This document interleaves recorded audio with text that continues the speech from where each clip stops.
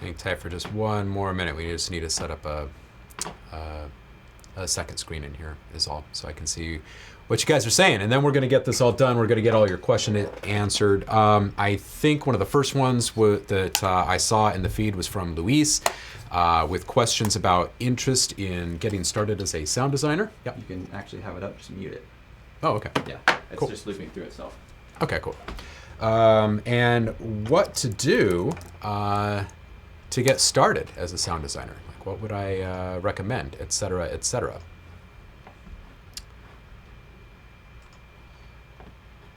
I would say a really good place to start in the beginning is to, number one, identify the type of sounds that you want to be working on. Obviously, that's a pretty big one. And don't get too distracted by all the shiny things around you. There's obviously tons and tons of plugins and instruments and tutorials and yada, yada, yada. It's way too easy to get sidetracked and kind of derailed in your efforts. So I would really recommend setting aside time separately for learning how to actually go about doing certain things. Start with the basics like audio fundamentals, signal flow, understanding exactly what's happening with the audio that you're working with. You need to also set aside separate time for experimentation and creative output. You know, you need to have an opportunity to put into action and test all the new knowledge that you're gaining. And on that note, you need to have a good trusted source that you're comfortable with to get that information. You know, a really good mentor is tough to find, and once you find them, you hold on tight and you don't let go, because you can only really get so far with manuals and YouTube videos and stuff. You really do need some guidance and insights from people that have been there before you, and then you actually have some kind of perspective that you're basing your decisions on, and just having guidance in general is really important in the industry, I think. So I hope that helps. All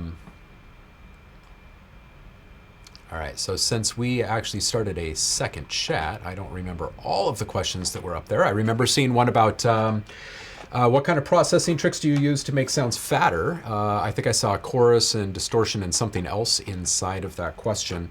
I would just say that it really depends on the sound, obviously. The next thing is knowing exactly how you want to make your sound bigger before you start selecting your plugins. You know, if it's just a little bit of saturation or edge or grit that you want to add to something, distortion is a really good place to start. You don't want to get into too much modulation or movement in your processing if it's a really low-end sound or something that's going to be impacting other sounds in your mix to a good degree. You kind of want to keep those types of sounds centered, so you would want to use processing techniques that aren't going to be shifting the frequencies around too much over time. You kind of want to keep your stuff static. So some other things that you can do to make your sounds kind of bigger or fatter, if they're short percussive sounds, using a sample delay and delaying the right and left channel from one another by just a small amount of milliseconds, anywhere between, say, 100 and 200, 300 milliseconds is a good place to start, and it'll give a nice widening effect. It will also kind of bias your sound towards one stereo channel over the other. So that's something to be aware of. Layering. Layering is another technique to make things seem bigger, fatter, fuller. So it really does depend upon exactly what kind of sound you're trying to process, honestly. Let's see what other kind of questions we have here. Again, I'm so sorry for all the looping madness that we all endured. I hope that we got everybody back and that we can get all of these questions repopulated in this comment thread. So if you were asking questions and then we move to this new chat, please get your questions in there again. I'm happy to answer them. All right.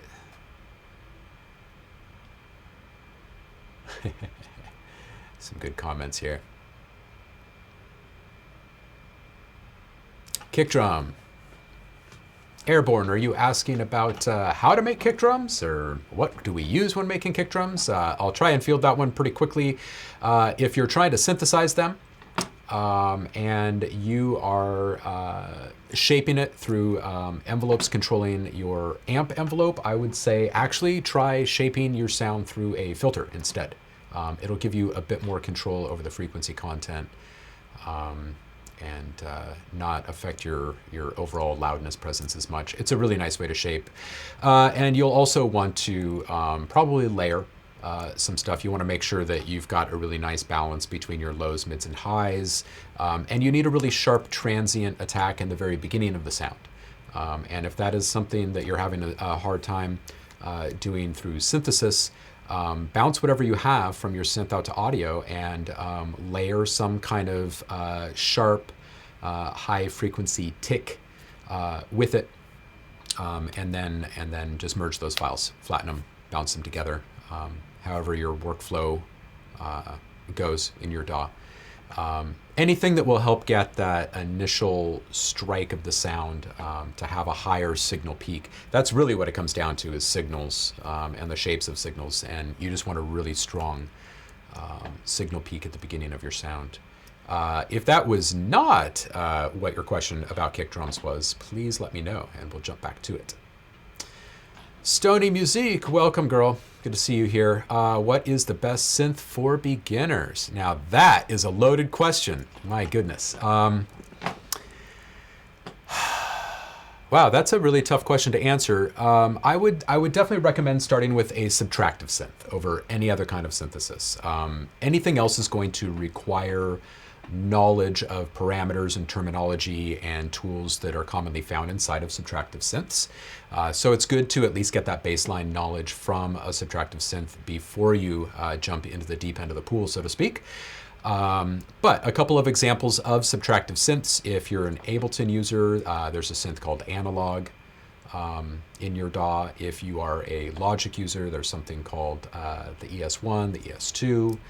If you're a Native Instruments user, Massive is a subtractive synth. It's also a wavetable synth. That might actually be a really good one to start with, just because there's so many tutorials out there. For those of you who've been following me for the past, I don't know, decade or whatever, you're probably familiar that I helped get ADSR going, and I would say in that period of time, I don't even know how many, several hundred different tutorial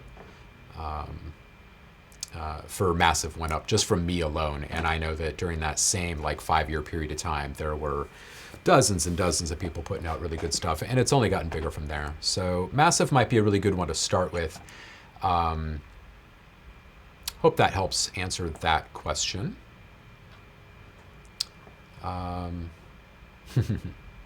Yeah, Sylenth is pretty similar to Massive as well. They're both subtractive.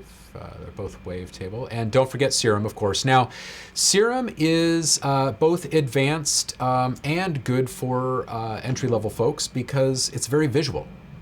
Although it gets incredibly advanced at many turns, there is still a ton that someone that's brand new to synths can glean from it. And in fact, it's so visual that it might be one of the best teaching tools or learning tools for synthesis in general right now. But again, nothing really can replace the human connection. So if you're following the manuals for the synths that you're using and tuning into YouTube videos and whatnot, just make sure that you do connect with someone that connects well with you, that can share their knowledge with you. We have a mentorship network here through Pyramind, and we have mentors all over the world that you can connect to just by the hour, and it all happens online through video chat, so it's super convenient. You don't have to quit your 9 to 5 just to start learning how to do this stuff. Steve Duda Best, yes, he is the man, right? He's done an amazing job with Serum. We need to get him back in here for another event, that's for sure. Citrus from FL. Yeah, FL has a ton of really good tools, Citrus being one of them.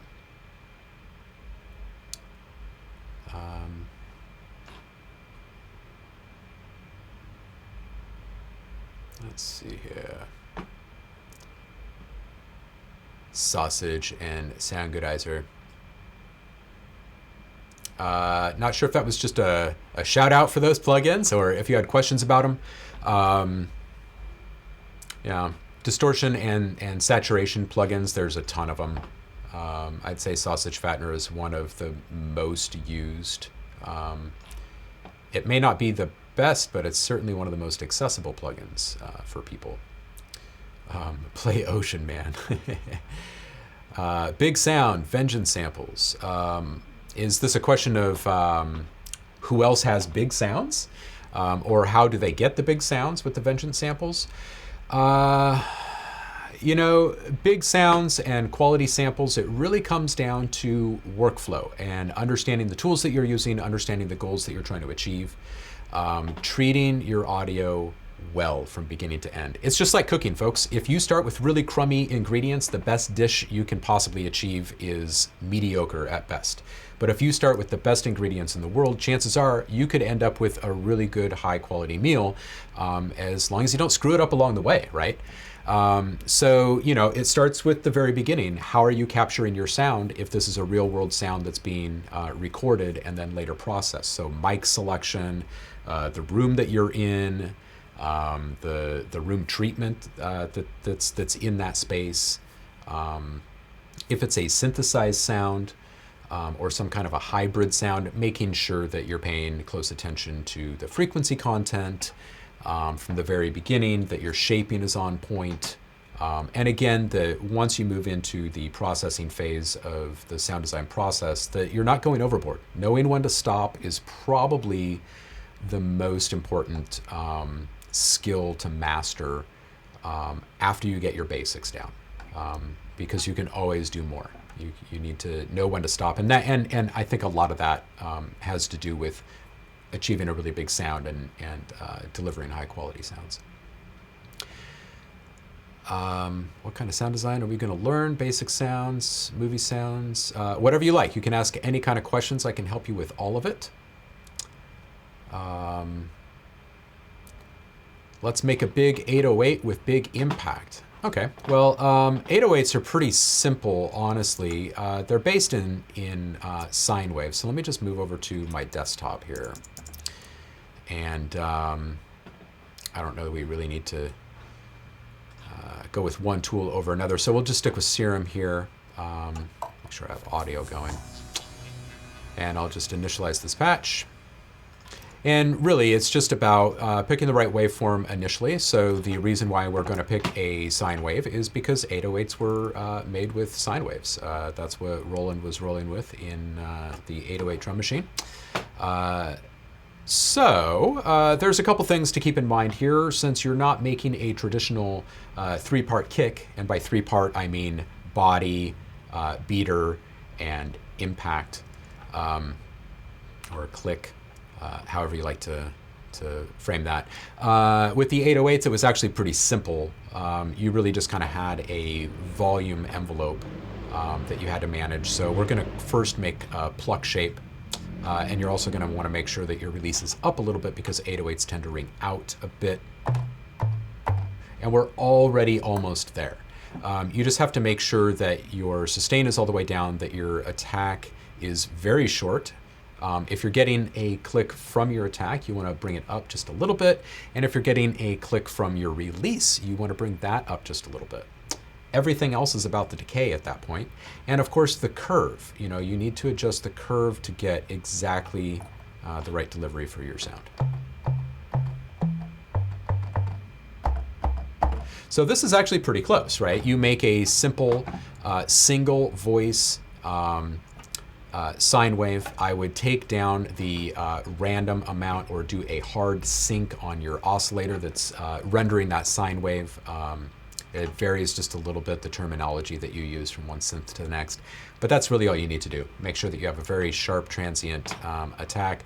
You have no randomness in your oscillator sync, so it comes out consistent every single time you press a key. And as far as getting a clear and powerful 808. That's one of the biggest things, actually, is making sure that you're starting at the right point in the waveform and that it is syncing and starting at the same exact point every single time. Otherwise, you get kind of weak hits every once in a while, and it just is not the same. So next thing you might want to do for something like this is add maybe just a little bit of some kind of saturation. And by default, this tube might even be a little bit too much. And if that is the case, if you happen to be using Serum, you can just go into this X shaper here, and this will give you an opportunity to create your own custom distortion. It's a little bit more like wave shaping, but anyway, you can just drop in a couple of extra breakpoints here by simply double clicking. And one of my favorite maneuvers is actually just taking and creating these ever so subtle differences in this main shape on your map here. And it'll just add a very, very gentle type of saturation. Let's see what that sounds like. You hear that? Let's turn this up a little bit.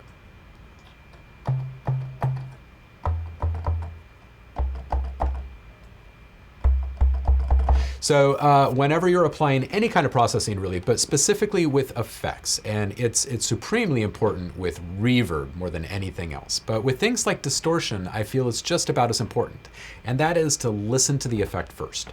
So you really want to set your dry wet mix to 100% wet when you're auditioning things like distortion or amps or reverb or anything that's actually going to bring a certain flavor or color or character to the sound that you're going to be processing. That way you actually know what the processing tool or the effect itself sounds like, and then you know how to blend it in with your sound. Otherwise, you're kind of shooting in the dark.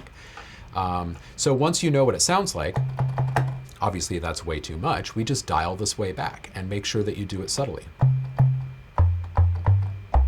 And that will actually help to enhance the little click at the beginning of your sound. It'll also give just a little bit of character to your sound, which can then be further disclosed by adding some compression. And with something like this, you don't want to get too carried away. 808s need to be simple. They need to be simple, otherwise they start to fall apart. So if you're going to be adding compression of any kind, I would keep it pretty much right down the middle of the road. Don't get too crazy. Don't overdrive the thing. Don't try and get super fancy with multiband compression. Those are tricks that you can use on other types of kick drums. All right, so I hope that helped with the kick drum question. Hey, Chris, I would like to ask you if it's important to reference in key. Hey, that's a great question. I actually recommend that you are auditioning your sound as you work. And I would do it across different octaves. And honestly, it really depends on how the sound is going to be used. If you're making a sound effect, for instance, you really don't need to worry too much about it being, melodically relevant or playable across multiple octaves. But if you're making a pad or a lead or a bass, you want to make sure that, the end user, yourself or someone else, can actually end up using this thing and have it sound good. If you're making an instrument and it sounds really great at C3, but it just falls apart, not even one octave in either direction, what you can do is you can bounce it on the note that sounds the best. So if it's C3, for example, you want to bounce one note at C3 and then just drag that thing into your favorite sampler. I prefer Contact for this type of thing because you get so much control over your MIDI mapping and everything. But you're just going to map that one sample across a few keys. The more accurate you want the playback experience to be,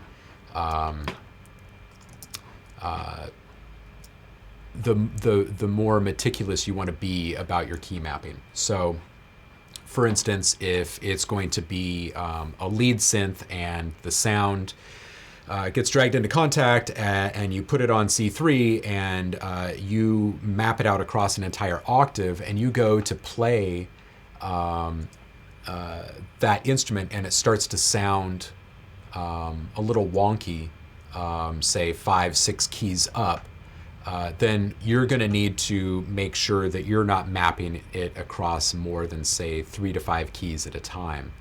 And then, so what you would want to do is you would want to bounce that original sound at like C3 and maybe F3, maybe even A3, something like that, and give yourself a few different notes, drop those into your sampler, and then you can map them out across a few keys each, and that should help you get a really darn stable sound. It's a pretty common practice, honestly. But absolutely, especially if you're designing sounds for a specific genre, you really do want to reference in key. Do you ever layer 2 of the same sound and process them separately? Yes, I do it all the time. And in fact, I can even show you a quick little trick that's handy for this type of thing. Let me just get back to the right screen share for you guys here. I'm just going to, on a blank track, just toss this in here as an example. So for those of you who are using Logic, it's a brilliant DAW for sound design specifically, which is why I've been married to it for so long now. But it has a multi-band compressor built in. Not all DAWs do, but if you're needing one, you can always head over to a site like Plugin Boutique and enter in your platform of choice and type in whatever kind of plugin you're looking for, and find yourself a good multi-band compressor, also called multipressors in some circles. And this is actually a brilliant tool for processing the same sound different ways.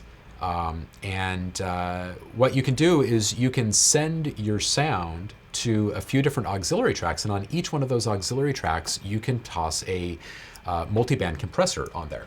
And what you want to do, or what I normally do anyway, is I only add one multi-band compressor to the first auxiliary track that I put it on. And from there, I will set my bandwidths, okay? And it's going to be very dependent upon the sound, but let's say that this right here is actually what my bandwidth selection is going to look like for the sound, meaning that this is the area that I'm going to focus on for my super low end. This is the area I'm going to focus on for my mid-low end, and so on and so forth. I would then copy this instance across a couple more auxiliary channels that my original sound is being sent to. And the really nice thing about this workflow is that now all you really have to do is just solo one of the bands, and you're processing the frequencies within that one bandwidth exclusively. It's a brilliant way to gain like a hyper amount of control. Very, very surgical approach to processing different layers of the same sound or different segments of the same sound that can then be merged again later. So I hope that helps. That question was from Chaos 78414. Oh, here's another one, a follow-up. For example, adding distortion to the low end, but keeping the highs clean. Yeah, so I guess that was a good example for you. Hopefully that does explain it well. Stoney's back with another question. What is a good synth to recommend for beginners? I think I already got that one. So, Arthur, what do you think of synthwave? I think it's great. I have a really hard time fielding questions about like what my favorite synth is or anything like that. I like them all. I think it really comes down to knowing your tools, and if you know your tools, you can get pretty much anything you want or need out of them. And I think that that's the big takeaway. But synthwave is cool. Absinthe for beginners. Heck yeah. This question is from Ran. Love me some Absinthe. This is, it's just it's an industry standard for a reason. For those of you who are only doing sound design for music, you might look at this thing and be just completely daunted. But those used to designing sound for film and game, you're probably already using it. And if you aren't, you should be. You should drop whatever you're doing right now and pay attention and use it. So a quick primer on Absinthe. The first thing you have to know and understand is that this is a semi-modular synth. So akin to modular synths, where you truly have to make a physical connection between all of the different parameters and modules that you want to work with to make a sound, it's somewhat similar inside of Absinthe. Okay, so for instance, this sound is currently loaded. It's the patch window. These are each modules. They can all be turned on and off, and you can see cables running between them. This is the envelope tab, which will actually show you all of the envelopes that you currently have running. And each of these envelopes is affecting a different parameter, a singular parameter. So that is how much granular control you have over every aspect of your sound design process with Absinthe. It's very, very modular mindset workflow. You have a few LFOs that you can target a wide range of parameters, and then you also have LFOs that you can embed inside of your envelopes. You have a wave tab where you can create your own waveforms. You can work in additive synthesis. Technically, it's an FFT, a fast Fourier transform, where you can stack together sine wave harmonics and affect their phase, and in theory, create any sound in the known universe from them. You can also work with what's called morph waves, and this is actually a pretty darn popular question that I get all the time. How in the world do you use the morph waves, and how do you actually morph between them? So here's an example of a morph wave. We have two waves, this wave and this wave. And what we get to do with this tool specifically is find new outcomes in sonically speaking by moving between these two sound waves in different ways. So these are single cycle waves, and that seems incredibly limiting, I'm sure, to a lot of those out there that are used to like the omnipotent goodness of Serum. But what it does have over other synths of a similar kind is the ways in which you can move between the waveforms that you're creating. So these anchor points kind of give you these focal points that you're creating. And you can see that as we morph between these, that we're actually seeing the sound or the sound waves blend together in different ways. And that's important to understand. So you get a very similar effect to a standard wavetable inside of a synth like Massive or Serum. The difference being is that you're only going from a single cycle waveform to another single cycle waveform. But if you understand how wavetables work, this is basically the same process. It's just that instead of serving up samples, you're rendering waveforms. So if you actually wanted to put that into action, that morphing effect, it doesn't seem like you can do that natively here, but you actually can. You just need to go to the envelope tab and click New Envelope. And then you're going to choose this oscillator A main morph option here and click OK. And that's actually going to create a new envelope instance for you. And this envelope is only controlling the morphing of those two waves together. So now we have this. And you can see how our sound is changing over time with it. Do something like this. If you go back to the patch window and look at this tiny little wave readout here, you can see in real time it updates itself. And if you so desire, you can get back into the morphing. You can go up to a total of 4 anchor points on each one of these waveforms and get really specific about the parts of the wave you want to target and how. So you could do a really unique setup like this. And now your wave has just updated to a fully different kind of morphing. So anyway, that's one of the unique things about Absinthe. The other one is the effects window, in that it has its own kind of approach to processing sounds. It's not your typical reverb, delay, filter type scenario. It has some pretty darn unique processing options here. And you can just go nuts. It's way too big of a synth to get into on any main level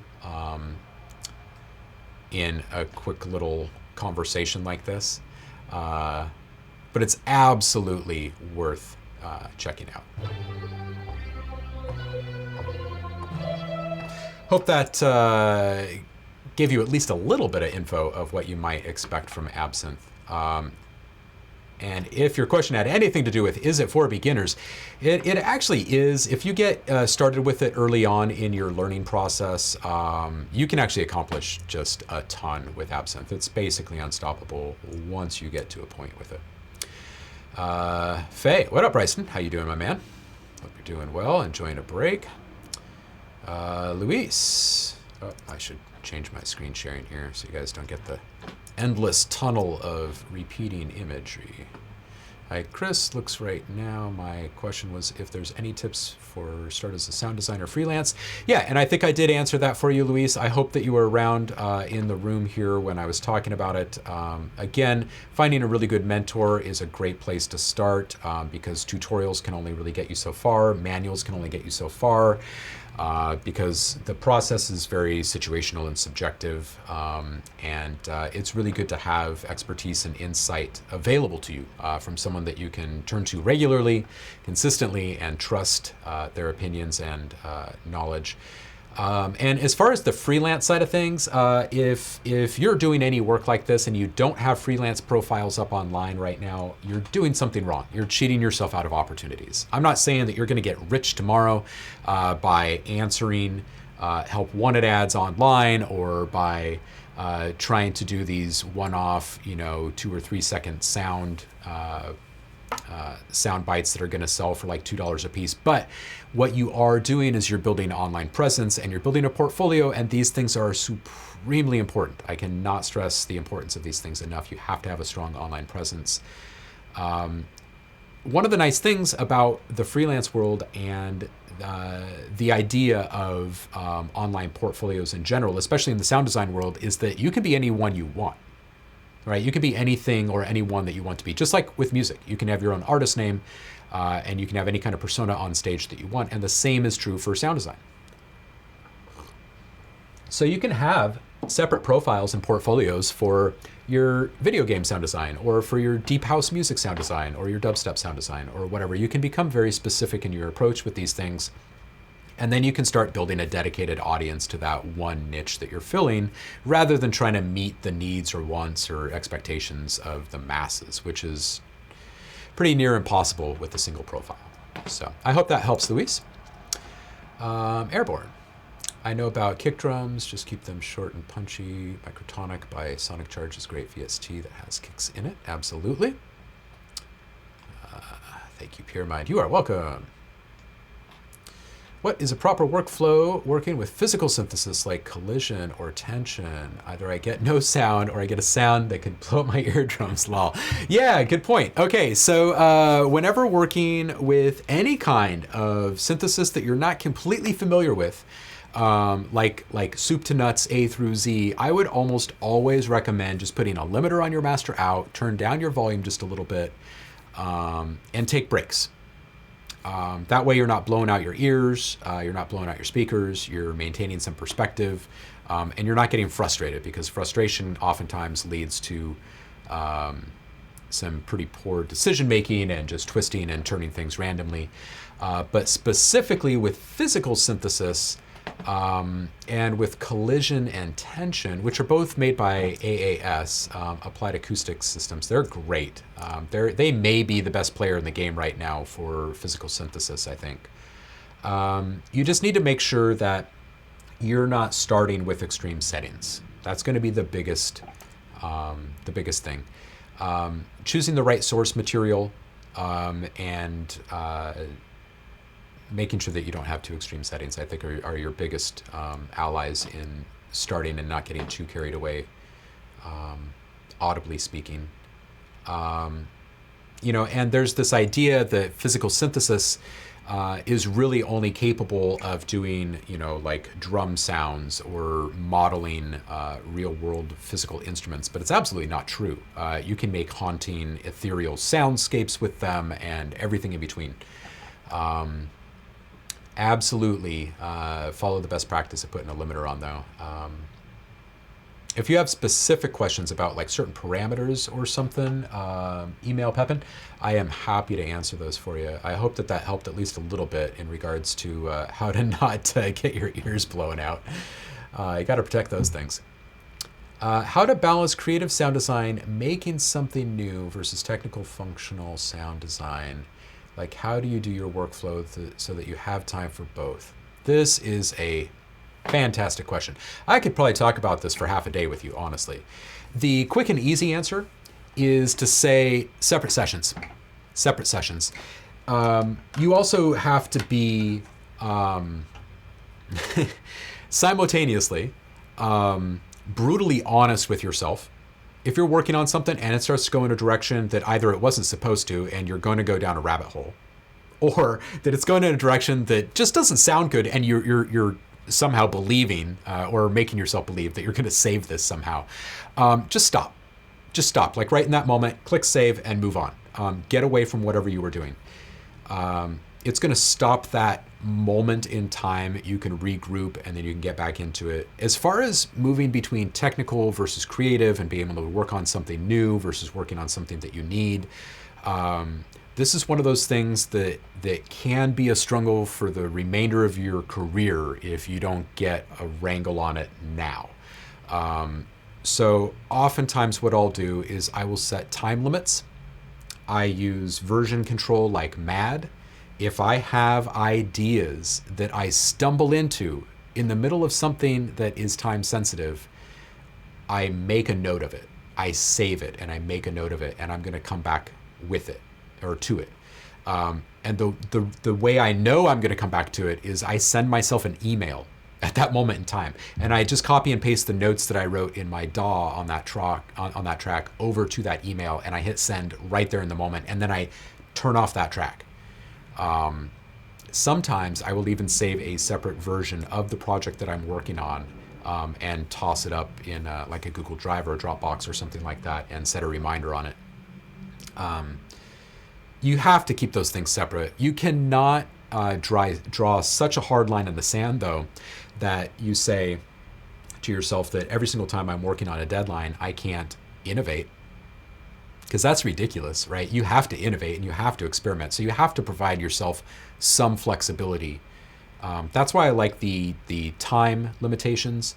The other limitations that you can put into place that can help a great deal with this type of thing are the tools that you're using. Limit yourself to no processing when you're first starting on your sounds or something. So that way you're not getting distracted from the actual core design of your sound and start focusing on processing before you should jump ship on your sound in the first place. Another thing that can help in finding balance is staying in touch with inspiration. And you can find inspiration in different places. And sometimes you just have to tune into what other people are doing. I don't really believe that there's much in the way of true competition these days, because we're kind of in this global marketplace, in this global economy, and it's not like I am in this fierce competition with Bob next door on the same block as me, because we're probably dealing with different clients on different sides of the world. So me getting with Bob outside of work and looking at his workflow and sharing my workflow ideas or what I've just discovered, I think is a great way to keep inspiration going. And it kind of helps you get a sense of how other people are managing time crunches and balancing creative versus technical and that type of thing. One more piece of advice on that before I move on is don't get too caught up in the technical. You have to have a firm footing in technical know-how to achieve things intentionally and consistently, and to bring continuity from one project to another. But there is absolutely profound power to be found in experimentation and saying, I'm just going to throw my hands up in the air with this technical problem that I keep running into, and I'm just going to see what I can do without trying to fix this. Because think about how you were when you were a clever little ninja first getting started with music and no one was there to tell you the rules of anything. You figured it out. It may not be technically correct, but you did it and it sounds good.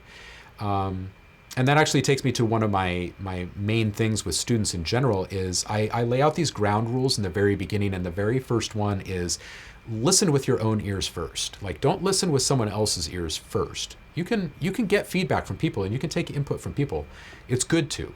I'm just saying listen with your own ears first, inform yourself, allow yourself to formulate some kind of opinion or thought about something before you turn to someone else. And if it sounds good, then it is.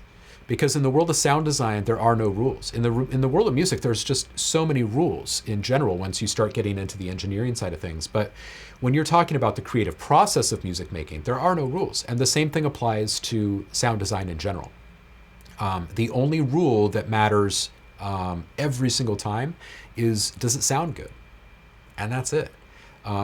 Figure out the rest on the other side of that conversation. So I hope that helps. A clock, man. Set a clock. Set some timers.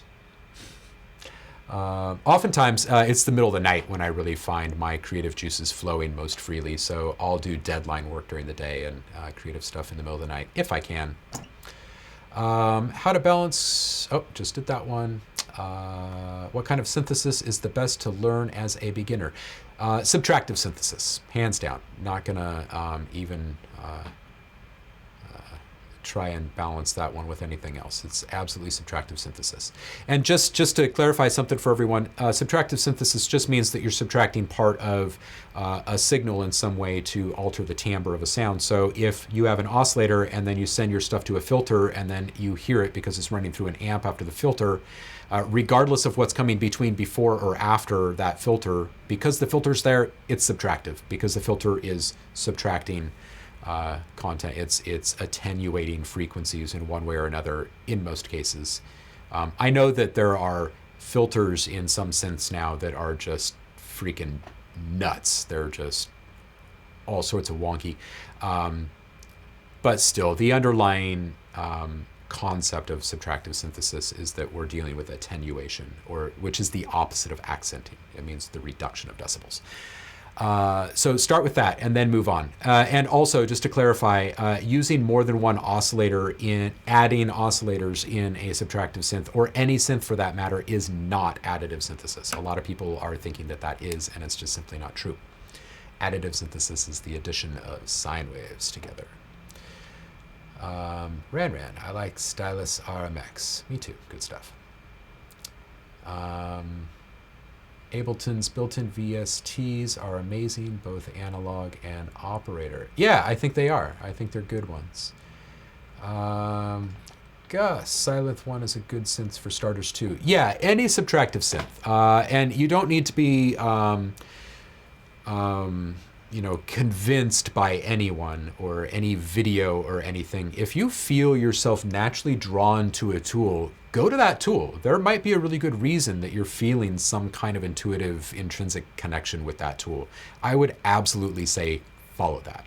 There are certain tools that I steer clear of year after year, and it's simply because they're not as visually engaging as I would like them to be. The functionality, the sound quality, everything else is there.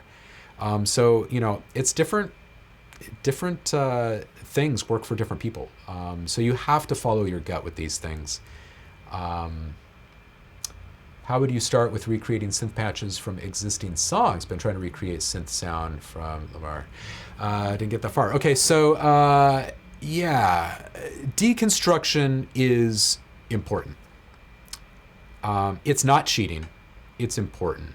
In fact, if you look at the way certain presets are made in the factory selection of presets when you first open up a synth, you'll notice that they're incredibly impressive and they do a lot, but they're not exactly relevant for most music. And oftentimes the reason is because the developer of the synth hired sound designers that do a really good job of showing off the possibilities of the potential of the tool that they're using.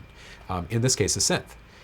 So they're going to go absolute bonkers with stuff. They're going to play mad science with modulation assignments, and they're going to make things go in 100 different directions, and it's going to be incredibly impressive, but it's not that relevant. So what I would suggest as far as identifying, well, on the deconstruction side of things, when you do have access to someone's sound, specifically a synth preset, work backwards from it with your own preset. Go back and forth between them.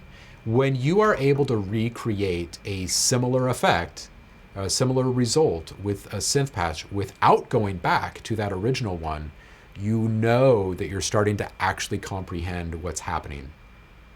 The next step is to understand why those decisions were made. And that is a lot tougher because anyone can play copycat. Anyone can figure out that, oh, so yeah, that deep house bass had a bandpass filter on it, not a low pass. I was trying to use low pass and I used the bandpass and now my sound sounds perfect. Okay, so it's one thing to be able to copy that maneuver and just do it again and again and again. It's something else entirely to know why you need to use a bandpass filter to get that effect for that deep house bass instead of a low pass. So again, it kind of goes back to finding people that can help you. If you can find a mentor that you can stick with for a really long time, that's your best bet. Now, if you do not have access to someone's sounds, and you're just trying to recreate the sounds on your own, I would really recommend spending some time going through some presets that you do have access to and finding some sounds that are the closest to what you're trying to achieve. It may not be the same timbre.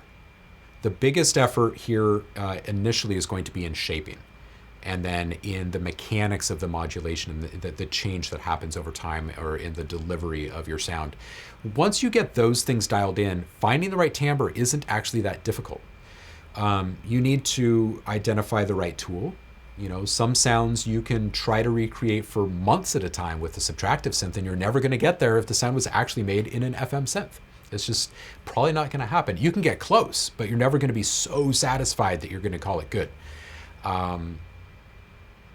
So, and then beyond that, it really gets back to find someone that can help you. If you're really struggling and you've been at it for a while, I would really suggest just asking yourself, how much is my time worth, right? And if I'm spending several hours on this one sound and I'm still not getting it, and it's not just about this one sound, it's more that you're trying to gain a deeper understanding about this one sound so you can create this type of sound again and again in your own music, then absolutely spend a little bit of money to do like a 1 hour lesson with someone, get that question answered, and then I guarantee you're probably gonna have a ton of time left in your hour with that person, and just riddle them with questions. Just write down a bunch of questions in advance.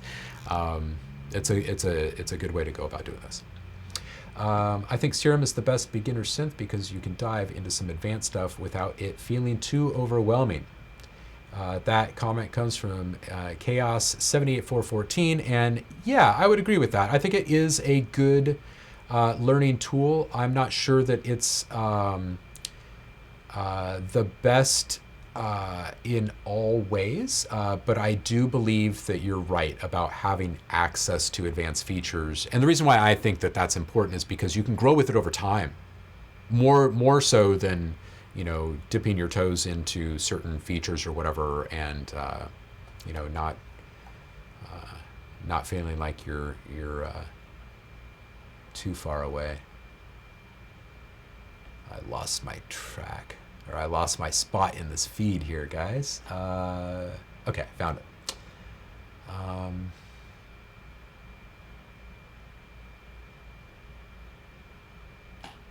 Okay, so next question is from Tetrapharmacos. To make your own signature sound, do you recommend experimenting, making new sounds, or sticking to the sounds you like and perhaps layering them?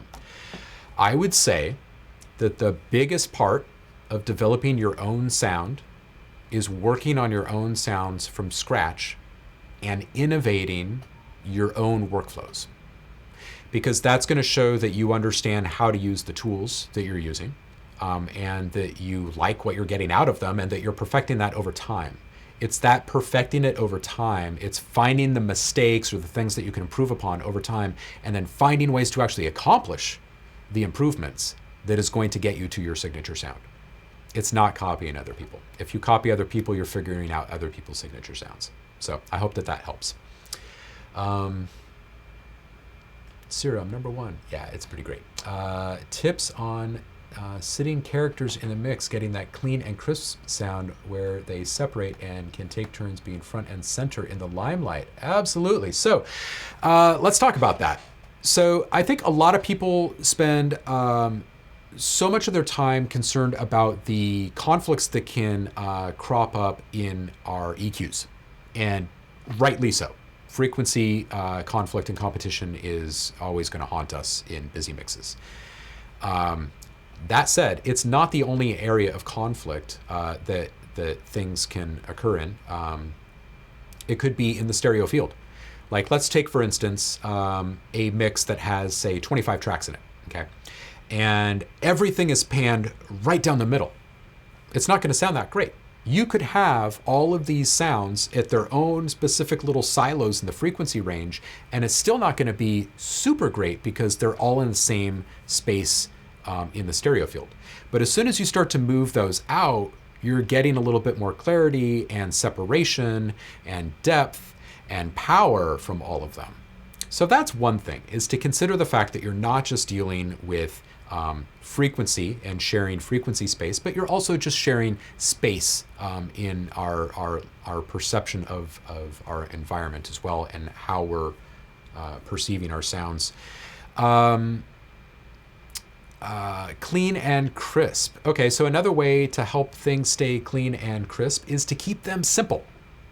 And for those of you who have been following my own LAM project for the past decade or so, you know already that my tagline is less is more, and I will always stand by that. It almost always is less is more. The more simple your sounds are, the more you can do with them in a mix. The more simple the core of your sound is, the more you can do with processing. The more simple sounds you have gathered together in a mix, the more you can actually do with your mastering. Like, it all kind of trickles down. So keeping things simple at their core as often as possible is the absolute best practice there. Another thing is to consider how you're processing your sounds. If you're processing a lot of your sounds in serial, meaning that you have a sound on a track and you put your plugins directly on that track, your reverb, your delay, your distortion, your compression, all that stuff just right there as insert effects, then you're probably going to be doing yourself a disservice eventually. Some sounds that works great for, other sounds, not so much. Think about the idea of a drum. I use this example all the time in the classroom with students because it makes sense. If you have a snare drum that's hit in a vacuum, it really doesn't sound that great. Well, not a true vacuum because there's no sound in a true vacuum, but let's just say devoid of reflections in a room, okay? We're not going to hear a very believable snare drum because it's gonna be so flat. Now, if we put reverb on that snare drum, if that snare drum is on a track and we put reverb on that track, we have basically just put that snare drum, or put that reverb in the snare drum. So every aspect of our perception of that snare drum is reverberated. There is no separation from the reverb and the snare, at least to a degree, depending upon the reverb tool that you're using.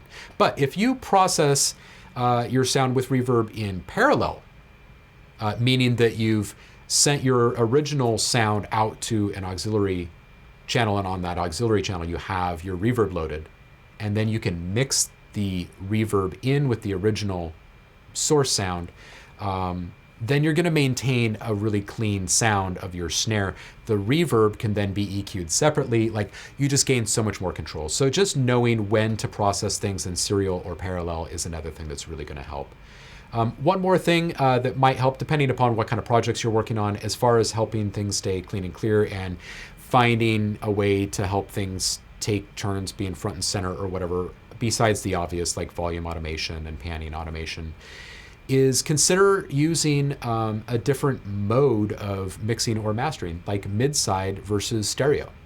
Sometimes you can find greater separation in processing things in mid-side than you can in stereo. So hope those few tips help.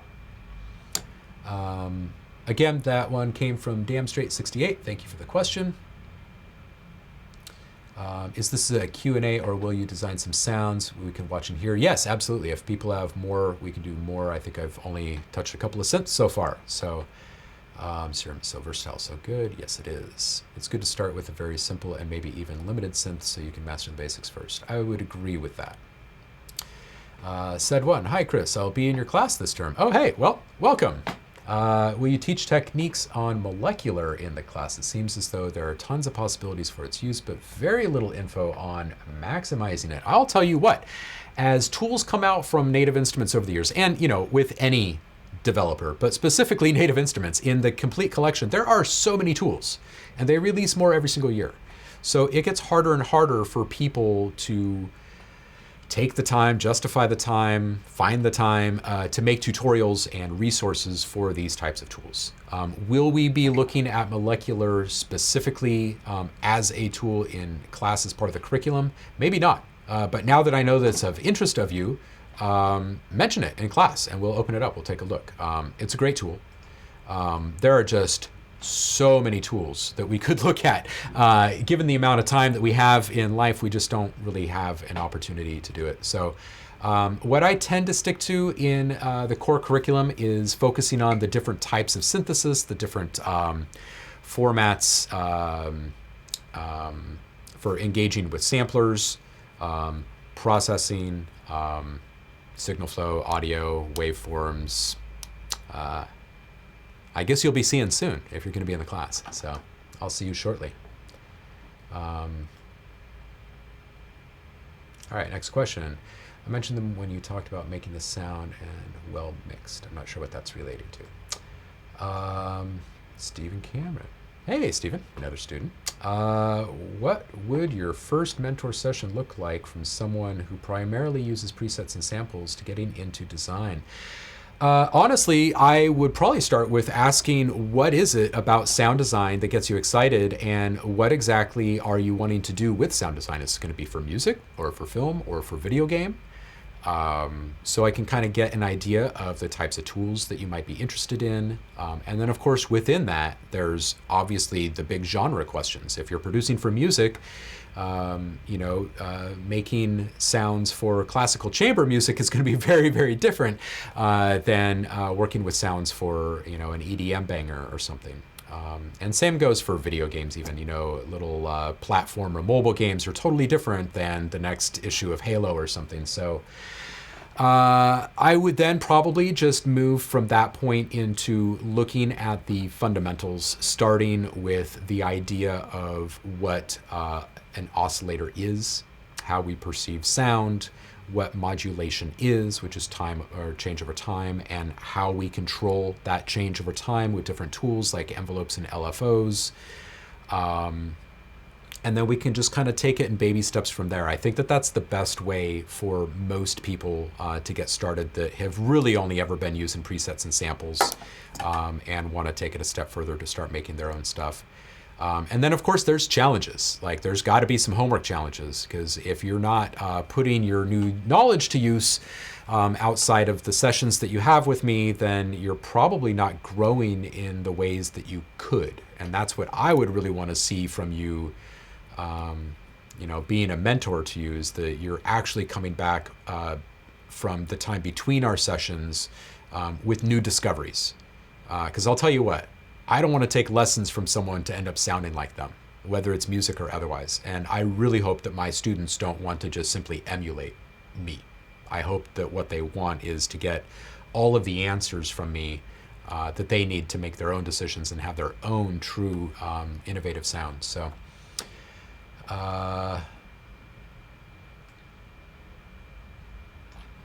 Tom Harrison, Obscure is the man. Well, thank you. Decapitator is a good plug-in for fattening sounds too. Yeah, absolutely. Again, any kind of saturation distortion is going to be good for adding some grit, character, even some fatness in certain ways. Anything that you can kind of do to rough up the sound. I talk a lot about shapes in sound design with students because they're very omnipresent in our world. We think about shapes and we interpret things about shapes in so many ways, and we don't even realize it because they're such a fundamental building block of life. We kind of master shapes before we speak in a lot of ways. So I feel that it's a little easy for me to kind of get points across when I'm talking about shapes. So in regards to this comment from Tom about Decapitator being a great plugin for fattening sounds, anytime you look at something and rough it up a little bit, you're adding interest. If I can just jump into my screen sharing here really quick and get into, let's do Serum since it's visual. And we've already got this tool, this sine wave open here, so I'm just going to use this. This is basically what you're doing when you're adding just a little bit of saturation to something. You're adding just a little bit of something to the shape. And this may not be readily visible, the details of what I'm doing here, so for some of you over this feed. So I'm going to actually zoom in here so you can see that right here we have a pretty darn smooth line. And over here we actually kind of have a roughed up line. And if you can listen carefully to this audio now, there's just a little bit of a sizzle, and you can hear this being disclosed to you at different frequencies too.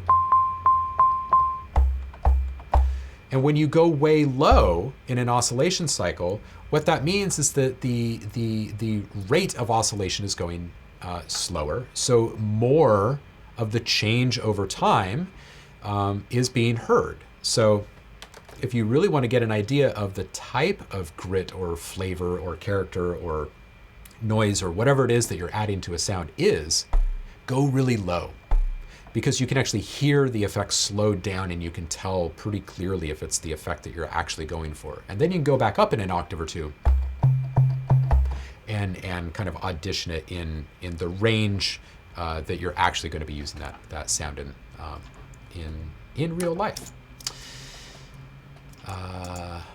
So hope that helps explain why saturation and distortion are good and why a tool like Decapitator is good for fattening sounds. Ran again. Hello, advise a plugin or program for the post-processing or panoramy or reverb for more saturated sense of sound. So this is a really big question because what we're talking about here is making our sounds more full again, I think. And it's going to come back to less is more, limitations and intention. It's almost always going to come back to that on this side of the processing conversation. So my first piece of advice is know exactly what result you want before you start. That's going to inform which tool you're going to go for.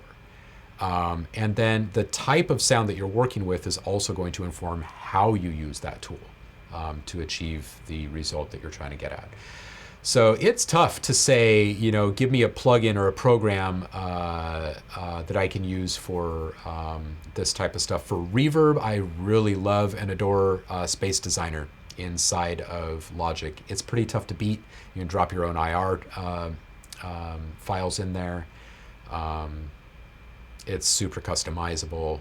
You have control over a bunch of parameters that you need control over. It's a nice convolution reverb plugin.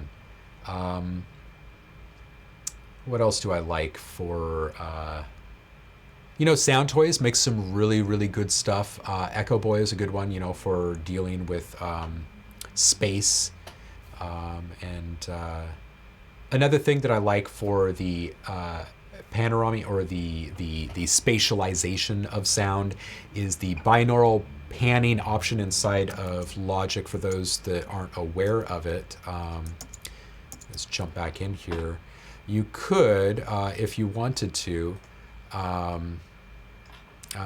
get into a different mode, if you will, surround mode, if you will, by going into binaural here. This is just your output option. This is on all of your audio and software tracks. You just go down to binaural and it changes the interface from a simple left-right pan pot to this guy. And you can grab onto stuff here and move it around, or if you just double click it, it's actually going to open up a little pop-up plugin that you can then play with. And you can work in both planar or spherical mode. You can run in Doppler mode. You can affect the size. You have relational and tilt values here that you can augment to really dial something in. And you can also automate this stuff as well, which is pretty darn fantastic. There are equivalent plugins out there for other platforms that you can check out, but I hope that helps as far as like what kind of plugins you might want to use for those types of things.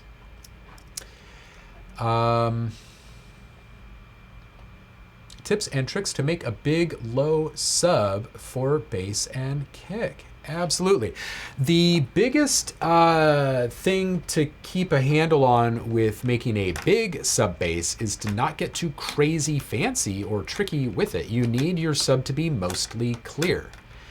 I put out a small pack. I used to do these mini packs for on the OwnLab label for Massive specifically.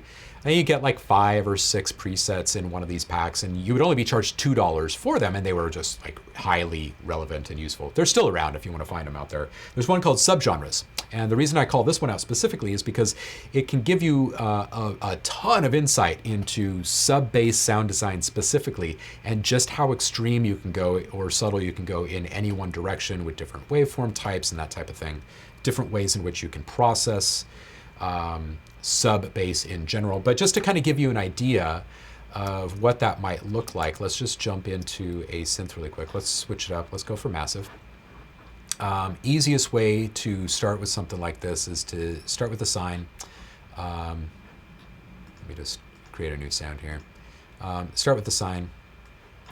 Go ahead and drop your octave here, or you can do it on your keyboard. Now, one way that you can add just a little bit of interest to fatten it up a bit is to actually add just a little bit of square wave to it. And that's easy to do inside of Massive because you've got this wavetable running between a sine and a square. Another thing you could do is add just a little bit of some kind of tube emulation, which you can do from the FX1 slot inside of Massive. Now this is going to give you, you're going to get on the way to that kind of blown out sound that you can get in trap music and whatnot these days, hard style even. Or you can go down here and do some simple wave shaping. You can load up a sine shaper or a parabolic shaper and add a little bit of shaping influence to a sound.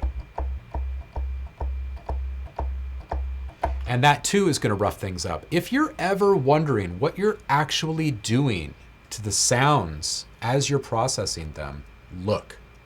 That's the big thing, is you gotta look. The more visual you can be with your sounds. See, here's a simple oscilloscope and I can see what my wave shape actually looks like. So if I go back to Massive now, you can see the effect that the adding some drive has to it. So that sine shaper quickly takes it in the direction of a square. So it's somewhat similar to this. Let's just turn that off so you can see an effect here. But there's less sine wave information being imparted in those flat areas that the square wave is starting to emerge. And then the same is true with the saturation too, by adding a tube emulator. Again, you're going towards this square type shape. And what this is telling you is that you're adding an edge to your sound, right? You're going from a very round sinus shape to a squared off shape, and it's giving you more grit, more character to work with. And I think that that's the big takeaway with that type of processing and getting, these bigger, more kind of brutal or impactful type of sub bass is to keep the actual sub bass itself very clean in the beginning and saturate minimally. And then you can really boost the level of it or whatever in your mix. But the saturation itself should probably be kept pretty succinct.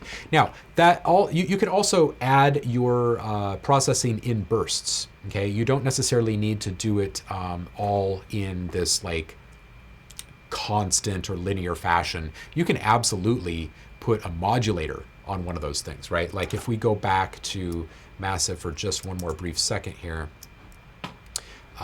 Let's say I do like the effect of the tube, for instance, on my sound.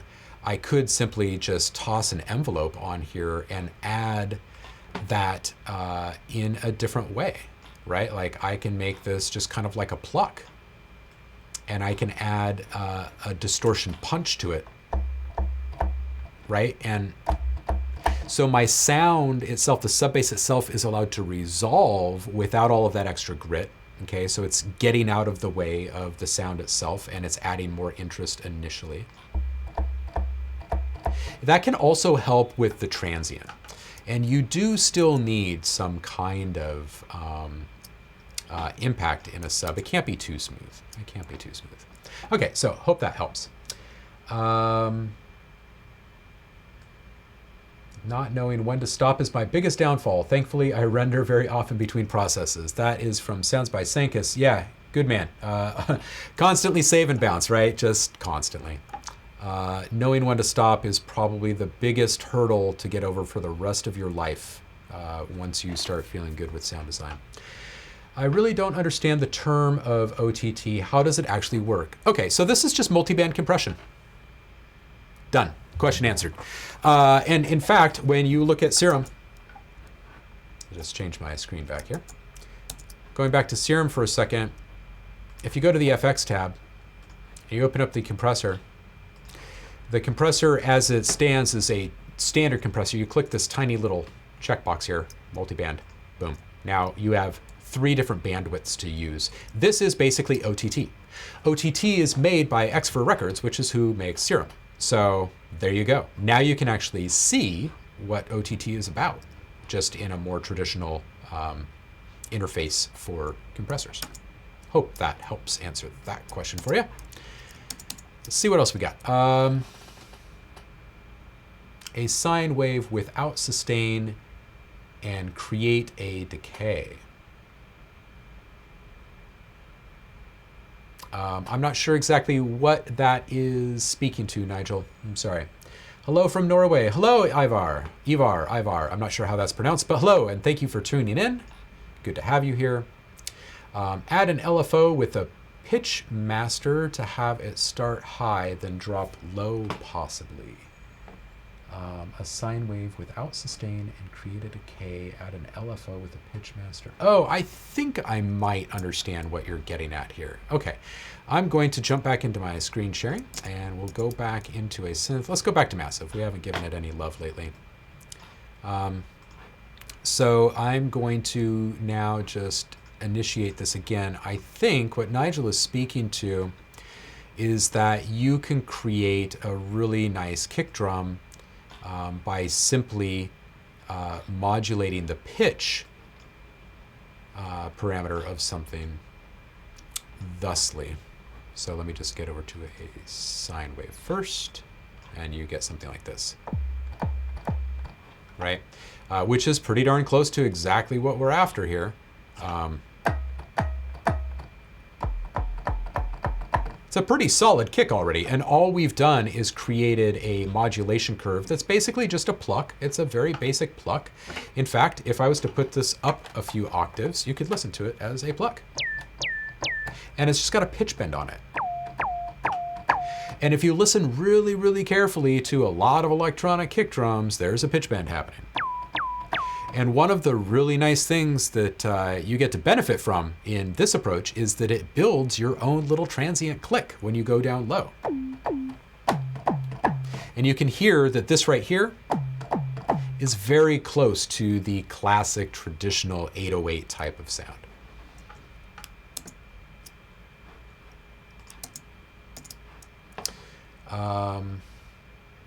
Hi from Colombia. Hello, Frederica.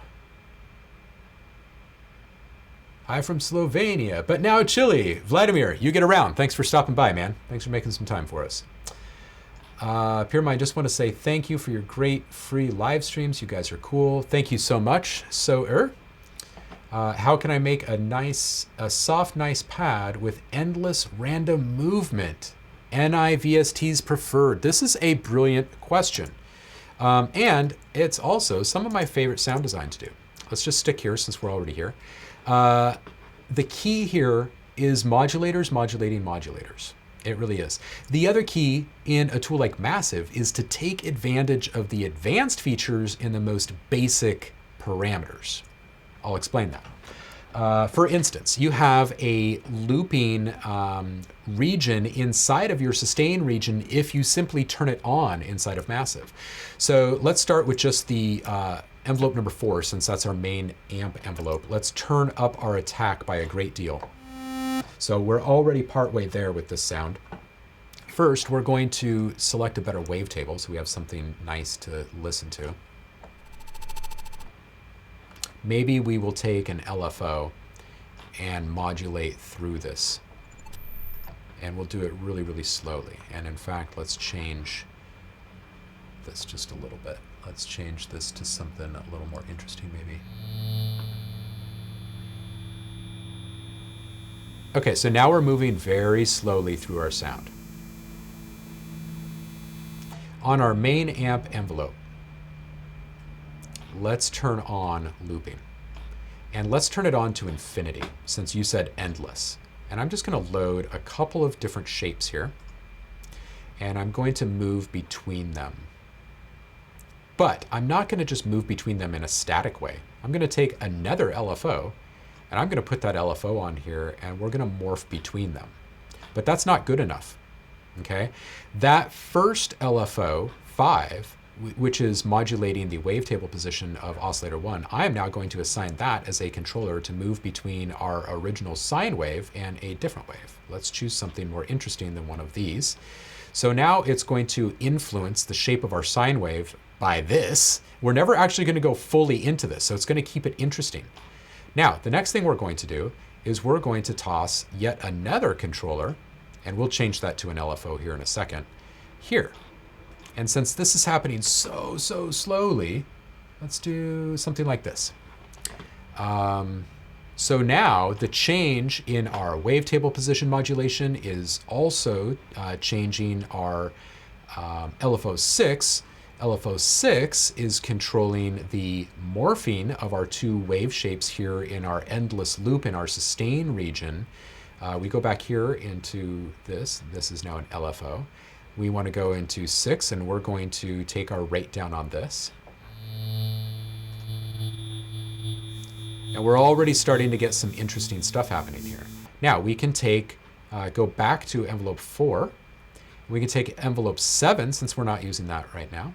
And we can drop it here, and we can actually go in both directions just a little bit. Now look at what this does. Sustain loop changes the length of time which our loop region is actually occupying and delivering sound in.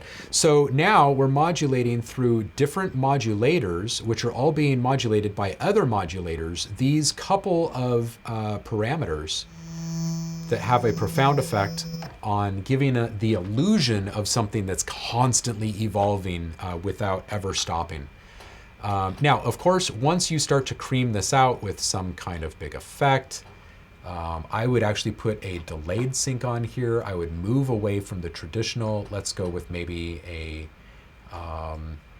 let's say 5/12 and maybe something like 7/24, something kind of random.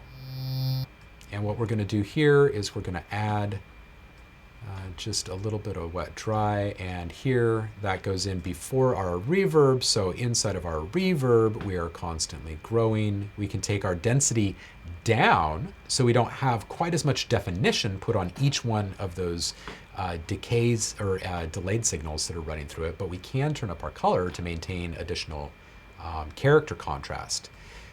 Might want to up our size just a little bit, and now let's listen to it.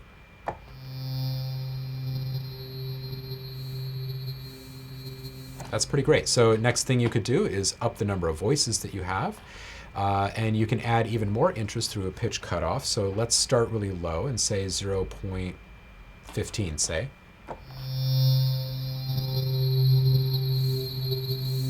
That's pretty nice in there. I'm also going to take one of my LFOs. Really doesn't matter which one at this point. I'm going to change that. I'm also going to add a ton of pan position to this. Take this and modulate our wavetable position as well. And with this one, we're going to take our rate down on this as well. And we'll add a final one.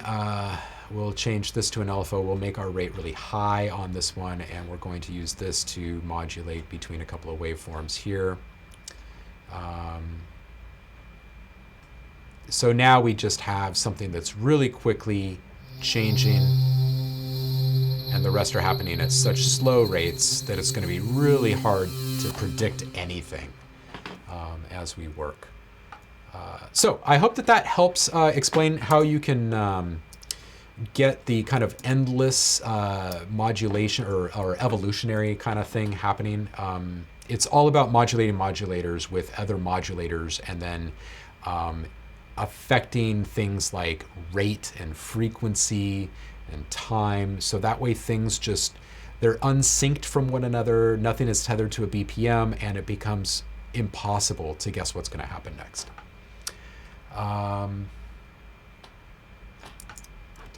Yeah, I switched back. Can you show me how to make sweeps and swooshes and whooshes for transitions? Thanks. Yeah, okay. So this question is from Eric Ross.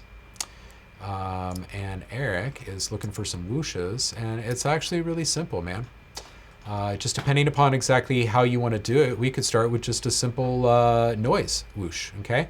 So one of the best ways to do that is just start with some plain white noise. And now all we really have to do for a whoosh, we'll just take an envelope. We'll start with nothing. We'll go up to the top here. We'll put a long attack.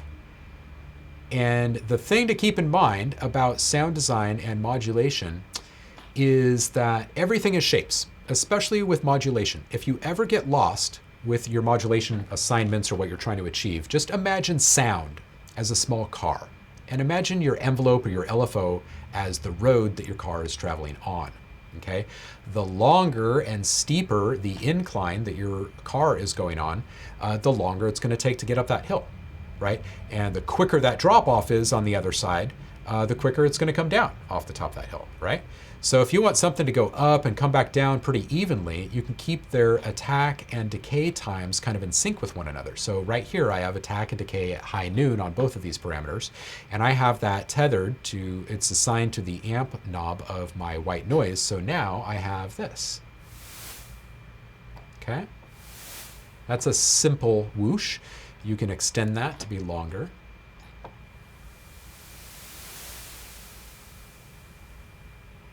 Okay, now if you wanted to do a riser, for instance, instead of a whoosh where it comes back down, you're just going to take your sustain level back up.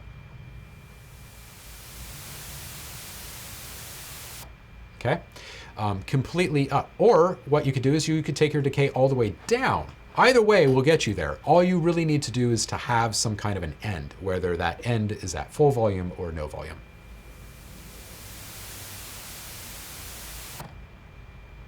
All right. Oh, I should have taken down my level. I'm sorry. That was a crummy example. I'll play that one more time. Right? So that's your quick primer on risers versus swooshes. Of course, you can put any sound in there. You don't have to deal with just white noise. All right, on to the next question. I hope that helped you figure that one out. Again, that one was from Eric Ross. Thanks for the question. Damn straight, getting tunnel vision here. Yeah, sorry about that, man. When I switch between screen sharing modes, it goes into the matrix. Nigel, a sweep, just a little white noise with high pass LFO. Well, there you go, Nigel. There's another way to do it. Sanjay Gopal. Hey, Chris. Hey, Sanjay, how are you?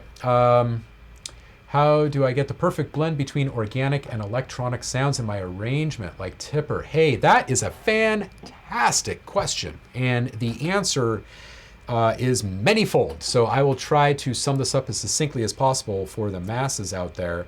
Layering. Working with both synthesized and real-world sounds is a great way to start. Layering found sounds and Foley with synthesized sounds is a fantastic way to take your music in new directions and to achieve that effect. You know, Flume does it really well. Emancipator does it really well. There's a lot of folks out there that do this. I love making drum sounds out of found sounds instead of just synthesized or traditionally recorded acoustic drums. That's the best place to start, honestly. Hope that helps. Luis, hi Chris, I'm just wondering how you can make that trap style drums and if that kind of processing can be applied to any sound. The answer is absolutely yes. We've already looked at how to make 808s. Then we looked at how to add a little bit of that tube amp emulation inside of Massive, and in one example, that's it. You kind of start to get that blown out sound from a tube amp. Now, you can absolutely do that with any sound. Start to think about what that tube amp was originally intended to do. It was originally intended to amplify a guitar, probably, right? So use a guitar pedal, use guitar rig, use some kind of distortion that's going to emulate that type of saturation, and you're done. And that can absolutely be done on a wide range of instruments. Hope that helps. Sanjay, I can't find any explanation for the sound he produces. I hear you, man. That's going back to the tipper question. So I hope that my answer helped you. Sound design, synthesis, and micro editing. Well, I guess on that front, you do bring up a good point, Sanjay, the micro editing. Knowing exactly what you're trying to accomplish with your layering will give you the opportunity to move between those layers and change the relationship of those layers over time. So automation is your best friend there. Eric Ross, welcome back here. Yeah, I'm talking about like a swoosh or swoosh. Swoosh, sweep, or whoosh with more low end to the sound. White noise to me just sounds like wind. I'm looking for something you would hear in a movie trailer. Yeah, okay, so basically you use the same exact example as I gave you just a moment ago. You just substitute a different sound in there, okay? So you could also just choose a different thing inside of here. So let's choose maybe this paper and take down our color. So we could actually modulate this down with the same envelope. There's an interesting effect. Okay, so if we were to take our oscillator and choose something from our oscillator, let's just choose something at random here, and we can then apply the same modulation technique to this amp. Right? All we really need to do is make it interesting at this point. And I think we've probably covered that all right at this point. But you don't always need to do your shaping through an amp. So go ahead, toss your amp back up to full. Let's toss this on a filter of some kind. Let's just do a typical low pass 4. Yeah, so let's only hear mix 1 from filter 1. Now you can hear there's a definitive difference between modulating only the amp versus only modulating the cutoff. Right? So there's a low end example for you. I hope that helps. If you're looking more for like the pitch drop type thing, you would do the same thing. You would just have a shorter attack, and you would probably start at a slightly higher position and move down in a position that goes beyond human hearing. And you would want to leave your sustain level all the way up. Bring this down just a bit, be something like this.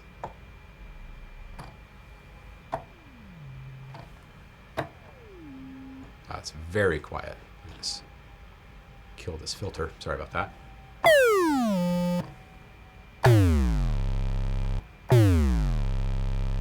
All right, so that's kind of how you do that. Hope that helps clear that one up for you, man. Thank you for the added details on your question. So each aux would be a channel of specific compression. Oh, this question is from Brad Rice, and it sounds like he is referring to my banter about the putting a multiband compressor on several different auxiliary tracks. You actually wouldn't be using the compressor to compress your signal at all, unless you want a compression. All I'm saying is that if you use a multiband compressor on a channel, and I'm just going to navigate over to my screen sharing and get back into my DAW again really quick. Let's say that we're going to take this sound from Massive here. Let me just turn this off. Okay, so we have this gorgeous sound in Massive. I'm going to send this to bus 1. I'm going to send that signal fully to bus 1. On bus 1, I'm going to create an instance of a multiband compressor. Now that multiband compressor, I'm going to solo just this one bandwidth right here. And we'll change the bandwidth so it looks like we're actually meaning to do something with it. So I'm not going to apply any compression here. I'm only hearing the frequencies here in this bandwidth though, on my auxiliary track.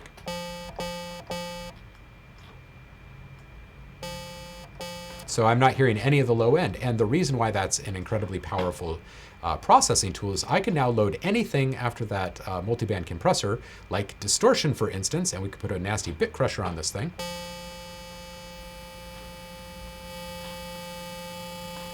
And we can leave that at 100%, and then we can mix that back into our original signal from Massive with our fader from the auxiliary track.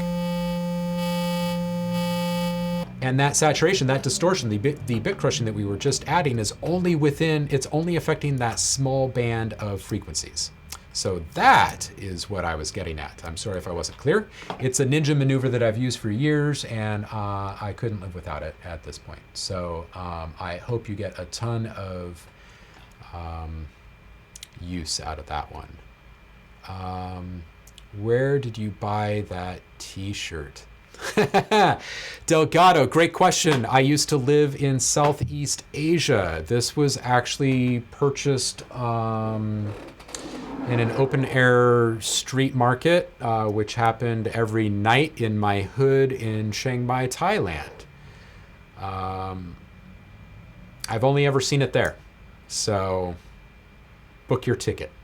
It was a screaming deal. I can't remember how much it was. I mean, obviously it was sold to me in bots, so it was pretty cheap. It was probably like a $3 t-shirt or something like that. And I've had it for years. I love it. I'm also a chef, which is why I had to get it. Cooking up stuff. Yeah. Anyway, I digress. So let's get back to the questions.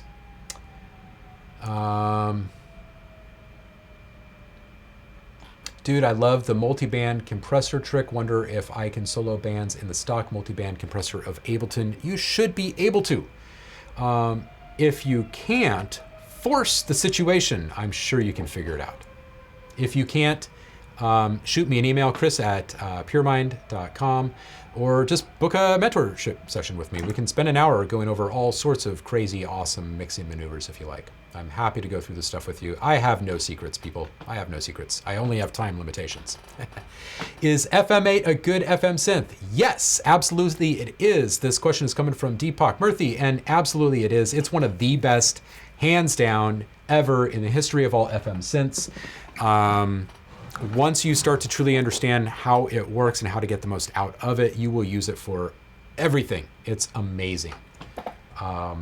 Does it have limitations? Of course, yes. All synths have limitations. Are there things that drive me nuts about it that I wish that were there? Absolutely. But I can say the same thing about a synth like Serum. Like it's this unstoppable beast. I want to know why I only have 4 macros, right? Come on, Steve. Throw us a bone. This one's coming from Damn Straight 68. Welcome back. Hate to say it, but I've got to go. Hope my question about the mix doesn't get passed over. Thanks about the awesome session so far, Chris. Absolutely, man. And this session is being archived in real time, so you can just go back and watch this feed later. I hope that you're seeing my message right now.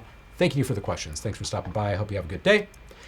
Any tips on making impact sounds or subhits for cinematic music, games, etc.? Christian, thank you for the question. Absolutely, yes, I do. I'm a big fan of drums. I'm a drummer, full disclosure, so I have a bias. One of my favorite things to use for impact sounds are drums, but specifically taiko drums, because they have such great resonant reverberation inside of those giant bodies of theirs. Another thing I really like is Foley. There is nothing better than walking into an empty garage or and a lot of people overlook this, but storage units. Just walk into a place that's just got like this polished cement floor or something, just nothing but just horrible reverberation around you in all directions, and kick that metal door with your foot and record that thing. You can transform something like that into an explosion or an impact so quickly, so easily. if you want, we can take a quick look at a more fleshed out sound that's actually had cinematic use. I'm pretty sure I've got this in here. What would it be under? Let's find this really quick. SFX. No, SFX2. No. Deeper. Hey, there it is. Big Bomb Zimmer. Okay.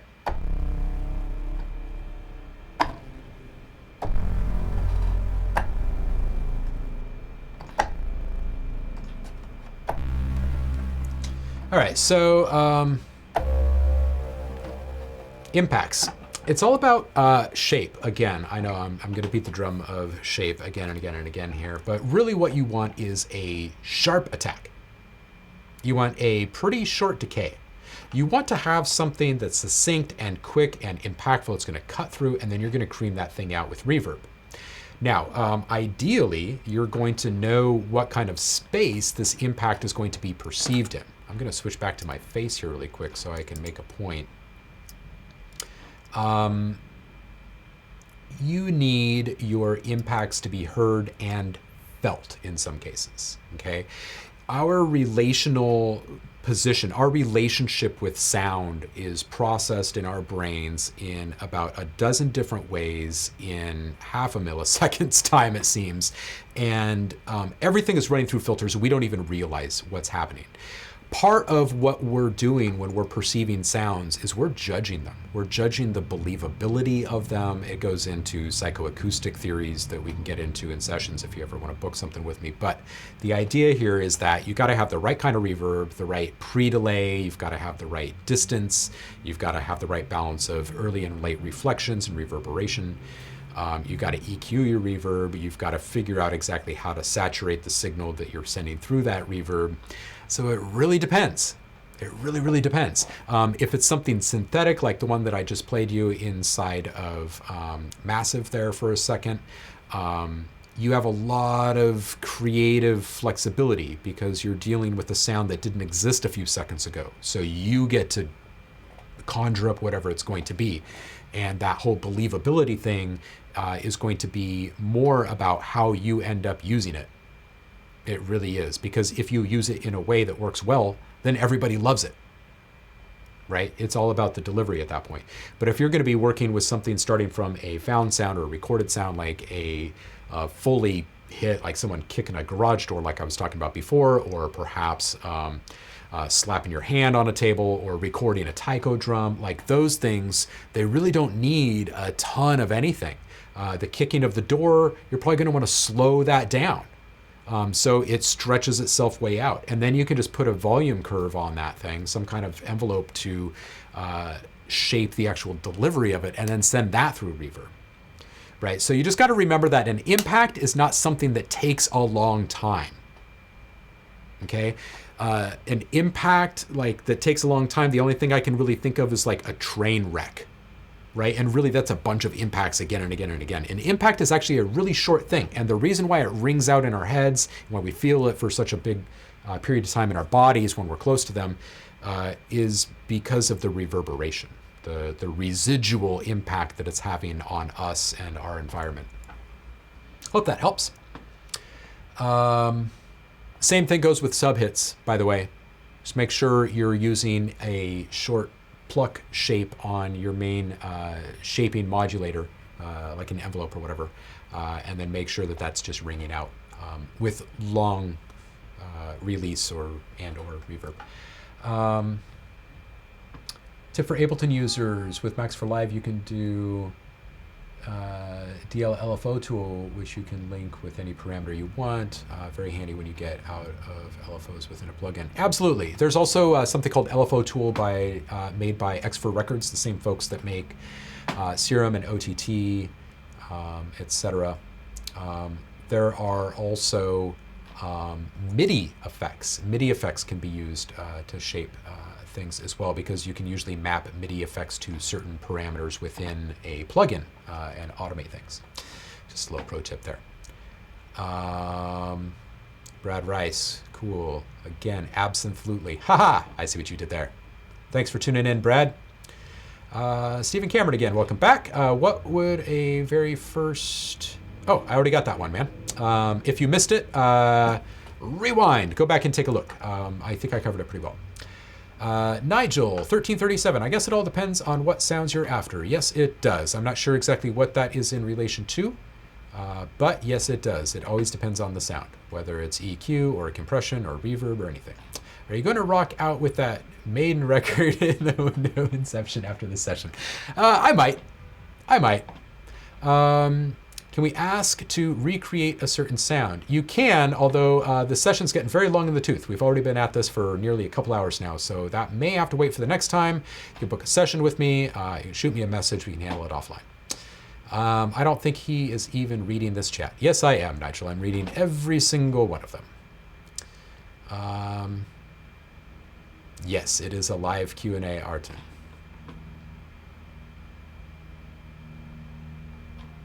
Nope, all of these questions are coming from this chat. You may just not have scrolled down far enough to see all of the questions that have been asked, but there have been a ton. EQing for beginners, cutting and boosting harmonics, for example. That's a good question. Okay, so EQing for beginners. First and foremost, you don't necessarily always need to cut the high end or the low end. Oftentimes a shelf will be good enough. What else can help for beginners? When you're boosting things, when you're adding things, make sure that you've already done as much subtractive EQing as possible. You can also load multiple EQs on one sound. So if you've used up your bands available to you by making subtractive cuts here and there, or attenuations, I should say, you can absolutely load another EQ after that and make a couple of bumps if you feel that you really do need to add something in your EQ. That said, less is oftentimes more, and subtractive will oftentimes give you a much cleaner result. And if you really think about how we perceive loudness, when we have two parts of a sound and we make one part less present, it kind of sounds like we've increased the volume of the other sound, or at the very least, we're able to hear it more, right? So we may not actually need to boost this part, we may just need to attenuate this part. That's one thing. When you are boosting, it's okay to have a wider bandwidth, a Q factor. That's what Q stands for in an EQ, is bandwidth, which is the range of frequencies being affected by a band. But when you're making cuts, that doesn't sound very natural. Okay, you want to have a smaller bandwidth when you're making cuts. You want to have a slightly larger bandwidth when you're making boosts. If you make a narrow boost, you can't go too high with that, or again, it's going to sound unnatural, because this is not the way that sounds are in nature, in the real world around us, right? It's just not the kind of relationship that we have with sound.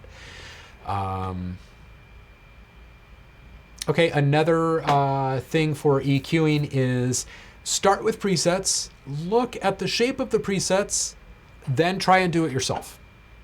Okay, another really good tip for beginners with EQ is to load some of the instruments in your DAW. A lot of people don't even think about this, but let me just share my screen again and go over to Logic. And I am just going to load up a new track here really quick, and we'll pull in a loop of some kind. Let's say this 12-string Dream. Let's see what it brings with it. It brought an EQ with it. This right here is really a great place to learn. Oh, there's nothing loaded here. Well, let's just pretend that the EQ was loaded with some kind of information, rather than trying to go and find one that has some information loaded in it. So let's say that the EQ looked something like this on this instrument, okay? You can take a look at that curve, learn what you can about this type of approach to EQing for this one specific sound, and take with it, or take from it what you will, okay? The more times you do that with more and more sounds, the more you're going to gain an understanding of what type of treatment people are commonly giving certain types of sounds. Hope that helps. Never overlook the presets that come with your tools. They're supremely powerful. for deconstruction.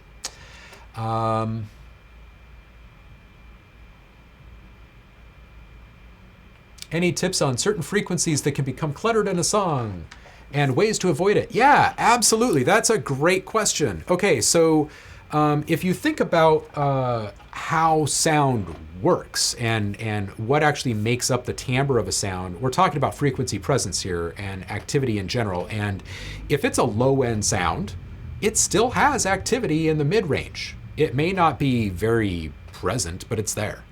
Now, you add some vocals to that, a guitar, some keys, some drums, and all of these things are touching that mid-range area. So it's the middle of your frequency range that's always going to be the busiest. It's always going to have the most conflict. It's just terrible. But you don't necessarily need to always be scooping stuff out of the middle with an EQ. You can absolutely use a multiband compressor. A lot of people overlook this as an option. Again, you can affect just a very specific bandwidth of frequencies with a compressor. This is exactly what a de-esser is. It's just a multiband compressor that's targeting a very, very specific frequency range, say from 5 to 7K or something like that, and then it's attenuating in an automated fashion based upon the strength of the signal coming in. And if you're only asking a multiband compressor to compress that one band, the rest of your signal stays unaffected, and it's attenuating as it needs to. It's dynamically affecting the frequency mix of your sound. So that is a great way to avoid clutter in a song. So I hope that helps. Panning is also a really good way to separate conflict outside of frequency. Let's say you have to have all the frequencies present in these two sounds for them to sound right in the mix, but yet they're still fighting with one another. Try moving them to opposite sides of the stereo field in your mix and see if that helps. Side chaining, of course, is a good way. Yeah, absolutely, Gus. That's a good point. Side chaining can absolutely clear out some stuff. And by side chaining, what he's talking about is automating volume ducking through a compressor by linking a sidechain signal from a different source in your project. For instance, the most common use of this is taking a kick drum and a bass synth. The bass synth is playing at the same exact time that your kick drum is hitting in your mix. So you're going to put a compressor on your synth track, on your bass synth, and instead of using the signal from your bass synth to trigger your compressor, you're going to sidechain in a signal from your kick drum. So now the compressor that lives on your bass synth track is actually reacting to the activity on your kick drum track. And we have it loaded on the bass synth track because it's going to now duck the volume. It's going to attenuate the output of our bass synth based upon the activity and presence of your kick drum. So every time the kick drum hits, you can hear the kick drum better because the bass synth is getting out of the way for the same duration of time that the kick drum is present. So that's how that works. All right, our tune 3, mixing. Not sure what that is, homie. Not really in the form of a question. Unfortunately, we gotta call Jeopardy on you on this one. Not gotta be in the form of a question. Avoid overproducing. That is a good tip. Not sure it's a question, but it is good. Oh, and it continues on. I'm sorry, Sanjay. Unless you know what you're doing, go with less is more. Yeah, that is true. Avoid overproducing, and less is more is oftentimes the same idea. Just because you can does not necessarily mean you should. An example of this is if you have 50 different reverbs to choose from, you're not going to use all 50 at once, right? You're only going to use one. So take that lesson and apply it to different things. Okay, you want to add movement to a sound. Don't add chorus and tremolo and phaser all at the same time. Add one and see what it does for you. If you're not happy with it, go to a different one. All right, Gus, don't use 10,000 layers to make one sound. Max 3 layers should do the job most of the time. I would agree with that as a general statement. Nigel, that's a good practice to make very simple sounds. Basically, don't watch Seamless's videos. I would absolutely not advise you to not tune into Seamless because Seamless is great, and he's great at what he does. A lot of what he's talking about when he's talking about sampling and resampling and layering again and again and again to achieve these fantastically large sounds is for a very specific type of use and music. So keep that in mind. A. Sorry, I just joined. I do have a question. How can I teach myself to recreate sounds, for example, synths found in old Tietso or Armin tracks? I'm struggling rebuilding off old stuff using Serum myself. First off, thanks for joining us. If you've just tuned in, all you really need to do is go back in time by about 1 hour at this point, and you're going to hear the answer to that same exact question. So I hope that helps. And I see you have another question here. Is there any place to ask for help for such kind of things? Absolutely there is. In fact, Pyramind, the one serving up this stream right now, the building that I'm sitting in, has a mentorship network. I've actually been building it for the past, well, we launched it around the new year. We have about 100 mentors worldwide that you can connect with on an hourly basis from your own home, automatically, online. It's amazing. You can't beat the value of it, man.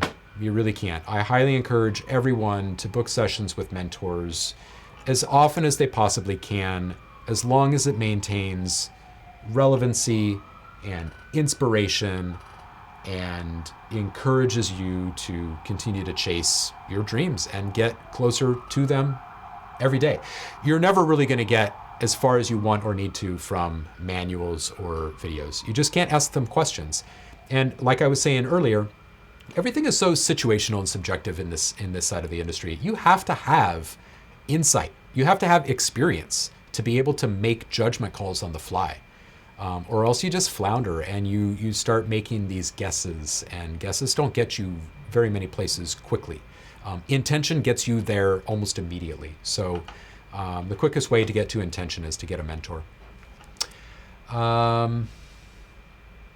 Any place to ask for such things? Yes. I think that means use FM synths. Thank you, Nigel.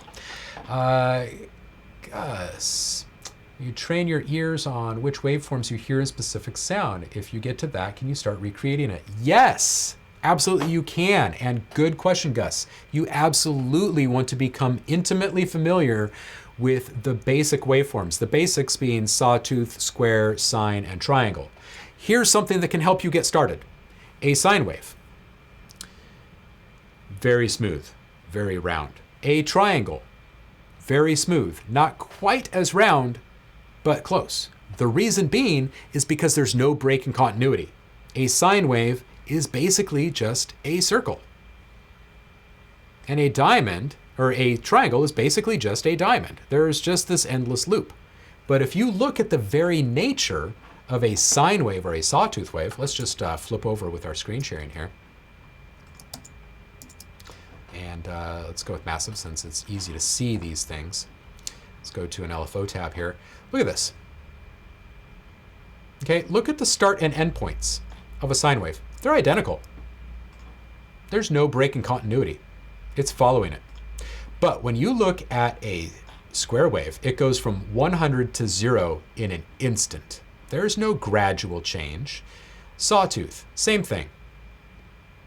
0 to 100 in an instant. And what that does, what that ends up doing to our sounds or to our ears sonically, is we hear that break. We hear that hard edge. It's kind of like if you saw a piece of wood. It has a very sharp edge, but as soon as you start sanding that edge into a round point, it's very smooth. And you can tell that there's a definitive difference. There's a definitive difference between a sawtooth and a square versus a sine and a triangle for that very reason. Now, there's also a tonal quality and character that comes with each of those four main shapes, okay? A square has a very steady and almost hollow quality to it, very, very present and sharp sound. A sawtooth has a gritty and sharp sound.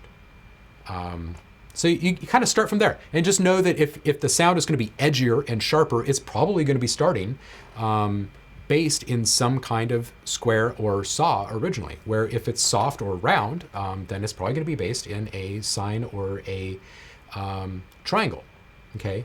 Now, that said, Obviously, there are things like distortion that can sharpen a sound and make them gritty, right? And there are things like filters that can soften a sound. So you really have to kind of gauge these things over time. Start with the simplest sounds first and add complexity of sound and timbre and modulation as you go, and I guarantee you're going to get it. But yes, you absolutely do need to train your ears. And if you're trying to keep up with people that have been doing this for 20 years and you're just not able to understand what they're talking about with certain sounds, don't feel bad. It's that you can't hear some of those things. That's all. As soon as you start training your ears for a very long period of time and work very intimately with sound for a really long time, you'll hear those same things. Don't worry. The main thing is saw waves and certain filters with some basic unison and effects. Not sure what that means. Hey, that's almost the end of the questions. Alejandro, thank you for joining us. Looks like yours is the last question here. Is there any link that you can send us to a list of mentors you guys work with? Of course. It's just pyramind.com/mentorship is going to be the URL on our website.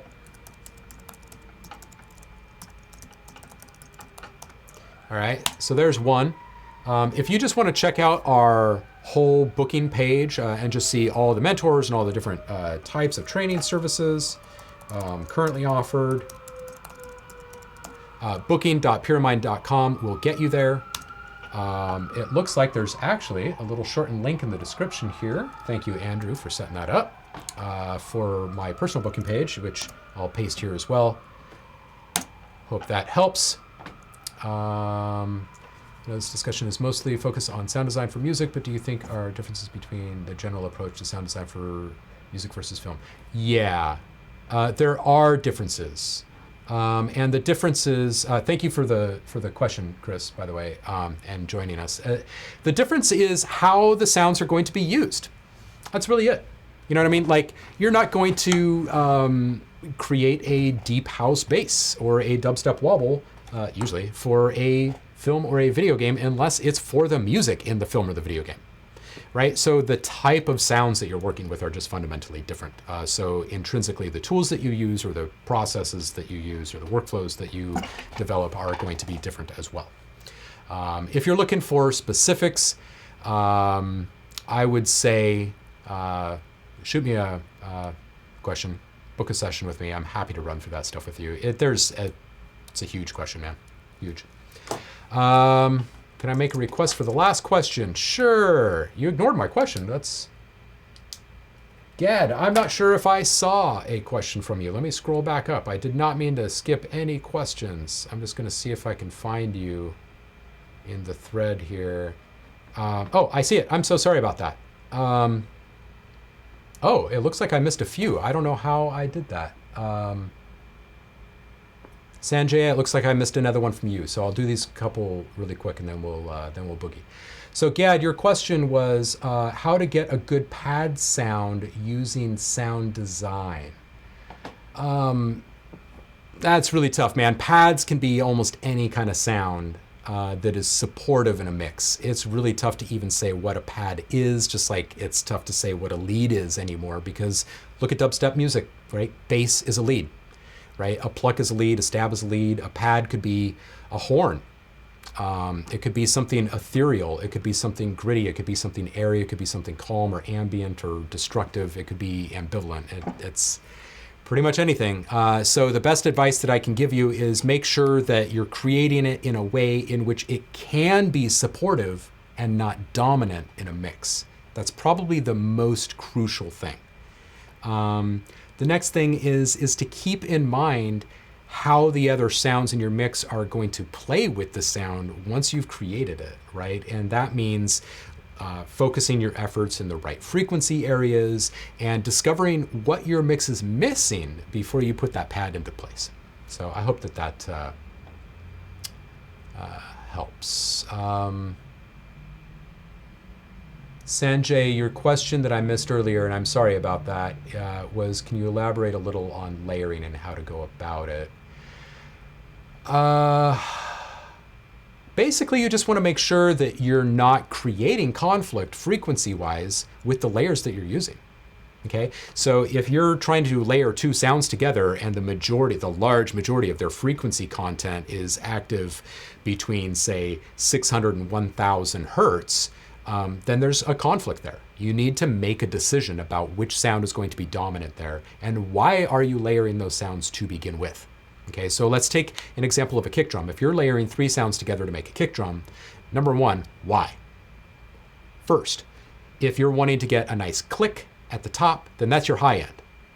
If you want to get a nice tonal body, that's your middle. If you want to get a nice sub impact to support the whole thing, that's your low.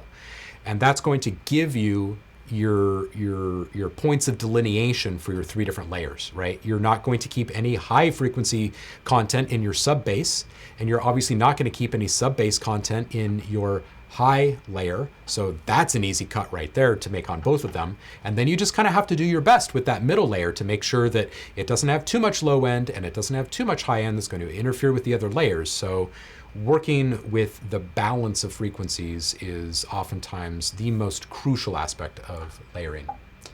The other question that I missed in the middle of this, guys, was from Bibilantrope. I'm not sure how to pronounce that, but thank you for the question. And it was, how do you recommend organizing samples? Ableton specific if possible. I personally like to organize samples by type. You can get as meticulous and anal retentive as you like once you've organized them by type. But by type, I mean this. Drums. Then within the drums folder, I will have kicks, snares, toms, perks, cymbals, hats. You know, like inside of cymbals, I might have crashes, hats open, hats closed, or whatever. You can get as finely detailed and granularly specific as you'd like to in your folder structure. But that's how I do it. I navigate through folder directories, and then that way when I'm browsing through synths or samplers or DAWs, I can use the browser feature there inside those tools and see it the same exact way that it exists on my computer. Hope that helps. Make sure I didn't miss more.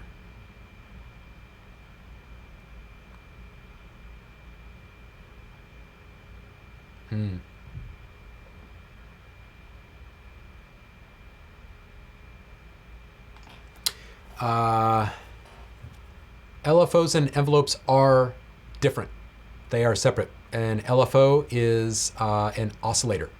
It is constantly generating movement, and that is not the same for an envelope. Envelopes can have looping regions, but unless you've specifically asked it to ignore the release phase, then it has a finite capability. It runs for a specific duration of time. Thank you for those of you who stepped up and answered a couple of questions that I obviously missed in the middle of this.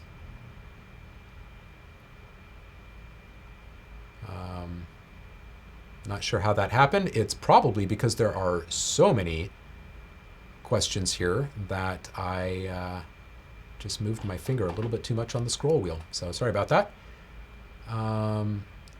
Any advice to avoid phase cancellation? Good one. Don't do processing that's unnecessary, number one. So many things affect your phase. In fact, using a cut instead of a shelf will affect your phase. I would really recommend looking at your sounds as you're layering them, as you're processing them. And by looking at them, I mean look at an oscilloscope, look at an EQ, at a spectrum analysis tool. Use a goniometer. I'm a big fan of a goniometer. I'll share my screen really quick to show you exactly what that is so you understand what I'm saying. Inside of Logic, there's a really nice multimeter tool. There are many metering tools out there in the world. Don't feel like I'm only using the Logic ones. You can see stereo width, position, and whatnot with the goniometer. With an analyzer, you can see the frequency information. You can see your correlation over here. If you're looking at an EQ, you can actually see how sounds are being pushed around when you're making changes. So for instance, if I play a sound, turn on my analyzer here, and I turn on a cut, watch what happens to the frequencies just above where I'm cutting.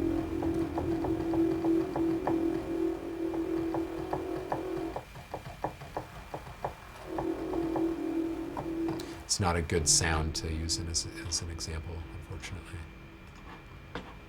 Although a pretty cool sound, it's not the best for this.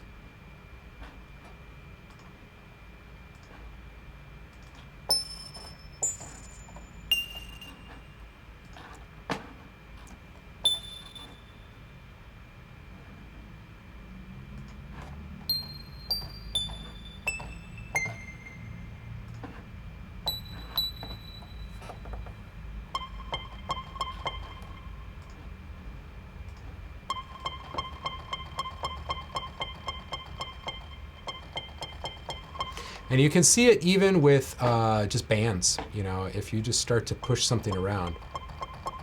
Because there's no way to create a truly finite brick wall.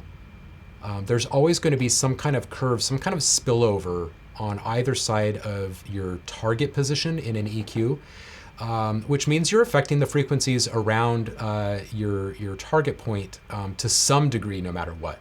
That's another reason why I like using multiband compressors for that type of thing, because you can set up some pretty finite positions, and you'll end up with less phase cancellation. So I hope that helps. We talked about physical modeling a little bit earlier, Elijah. I don't know if you were here for that. But as far as learning physical modeling,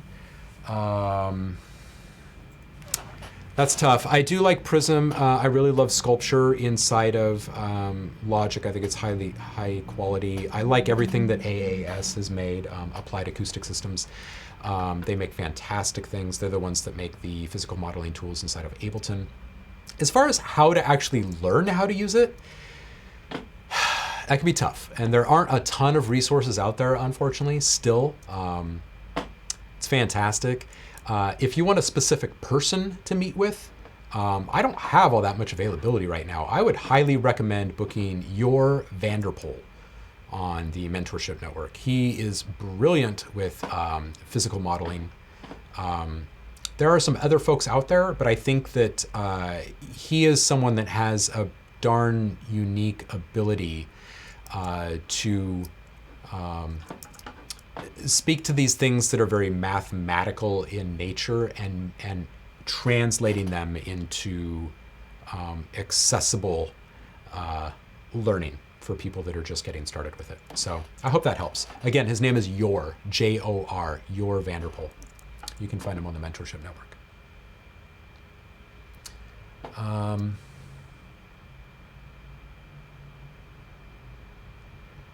Since you already explained the different types of synthesis, what genres are FM synth, additive synth, and subtractive synth used for respectively? Said one, thanks for the question. There really is no good answer for you as far as what genres use subtractive versus additive versus FM. These are just different forms of synthesis. They're just a different way of making sounds is all. That's it.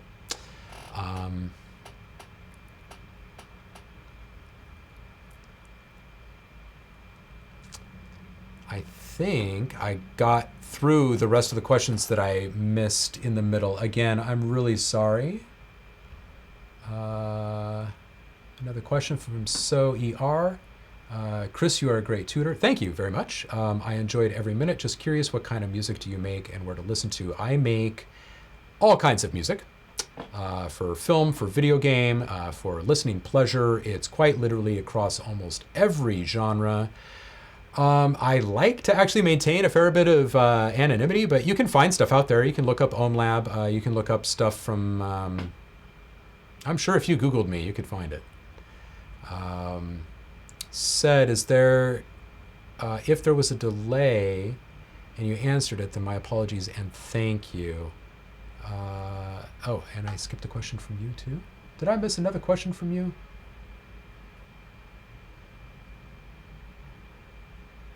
Said, if there was a second question from you and I missed it, I am so sorry about that.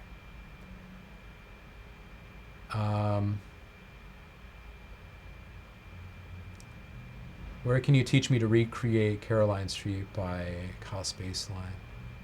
Oh, if you want to book with me or someone specific to recreate specific sounds, hit the Mentorship Network, booking.pyramind.com. It'll get you there. Any good books, manuals to start with for sound design? Oh, that's a good question. Sound Designer's Cookbook is a good one. Sound Design Bible is another good one. Those are pretty comprehensive. Honestly, the user manuals for different synths and samplers will get you there. And also, don't think that it's just tutorials that you're going to glean useful information from. Honestly, oftentimes it's conversation. So finding good conversations in podcasts and YouTube interviews and stuff like that is absolutely a phenomenal way to go. You can also try looking up college lectures and industry roundtable events that have taken place over the years. A lot of those have been archived on YouTube channels over the years, and you can get a ton of really good information and insight and perspective from those. That question came from Marco Massa. Thank you for tuning in. What new VSTs have blown you away sound-wise? Oh, man. There's a loaded question. This one comes from Sir Robert Robinson. Thank you, sir, for the question. That's tough. Sound quality-wise, I mean, obviously, Serum is a big one, just because of all the anti-aliasing. It's super, super precise and sharp. Yeah, that's tough. New VSTs. Synthmaster has pretty good sound. I think that Spire has brilliant sound. Sylenth has always had pretty darn good sound. I don't really care for the interface and workflow of it, but it gets really good sound. The ES2 is kind of in that same boat for me. Really good sound. Don't really care for the workflow interface side of it. You know, all the stuff by Yuhi is great. Urs over there, the man behind all of it, is a freaking brilliant genius. Love everything he does. So if you look at like Diva, that's a great synth. That's a loaded question, my friend. We could probably talk for days. Yeah, thanks, Chris. It helped. Good. Any advice on starting a brand and name? Yes. Ha. Oh man, I have tons of advice on that, and that's a tough one to get into. Generally speaking, book a session with me if you really want to talk about this seriously in depth, because a name is very, very important, and there's a lot of things to consider. Chris, do you recommend reading manuals of VST plugins or just tweak knobs until you learn what they do? Albert, thank you for the question. Absolutely read the manuals if you have questions. Do not assume that what you think is happening is actually happening functionally, because this can absolutely derail you later on, especially if you've leaned on your assumption for a really long period of time. Because if you lean on an assumption that's incorrect for too long, it actually gets hard to convince you that it's incorrect. And at that point, it's like trying to push a stone uphill, man. It gets difficult. Absolutely read the manual. And if you know that you're getting misinformation from a source, stop tuning into that source for a bit. Maybe go seek out some of that knowledge that you gain from that source from other sources to make sure that you can at least trust the knowledge that you have before you return to that source. How do sound designers make noises for aliens like the sounds in Edge of Tomorrow? The sounds in that film are amazing. I agree. This question comes from AMK Music. This is going to be one of the last questions, guys, because we are going so far over, but it looks like we're almost to the end.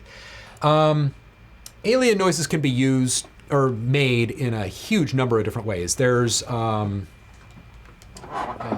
plugin called Dehumanizer that's pretty popular. And that will quite literally allow you to grab a microphone, run this plugin, run your voice through the plugin, and you can go rawr, and you'll get an even crazier monster sound out of it. So that's one way. Animal sounds is another really good way. You would be surprised by what you can accomplish by simply slowing down playback speed and reversing playback speed. It's phenomenal. Reverb, that's another one. Yeah, that's another really huge question, AMK Music, and again, I'm happy to go through that stuff in individual sessions with people if you have really specific things that you want to get into. But animal sounds are absolutely your best friend. Oftentimes in sci-fi, horror, thriller, and suspense films that have some kind of creature or alien, oftentimes those sounds are a combination of already existing animal and insect sounds that have been exploited in different ways. Oh, there's the link for yours booking page. Thank you, Andrew, for shooting that up there. This question is for Eshi, or from Eshi. Thanks, this is a great Q&A. I missed the first half, so I got to go back now and watch from the top. Good call. I think a lot of people will probably be doing that. It looks like we've had a lot of people tune in today. 10 out of 10 Q&A minus little loopy beginning. Yeah, sorry about the weird looping thing. I'm glad we got it sorted. I'm sorry it took up the first 5 minutes or so. That sucked, but I'm glad we got it sorted. I missed some of the beginning, but got to watch this from the beginning when this is done. Agreed. Go back and check it out. Thanks for tuning in. Tella River, VKJ. You are welcome, Sir Robert Robinson. So ER.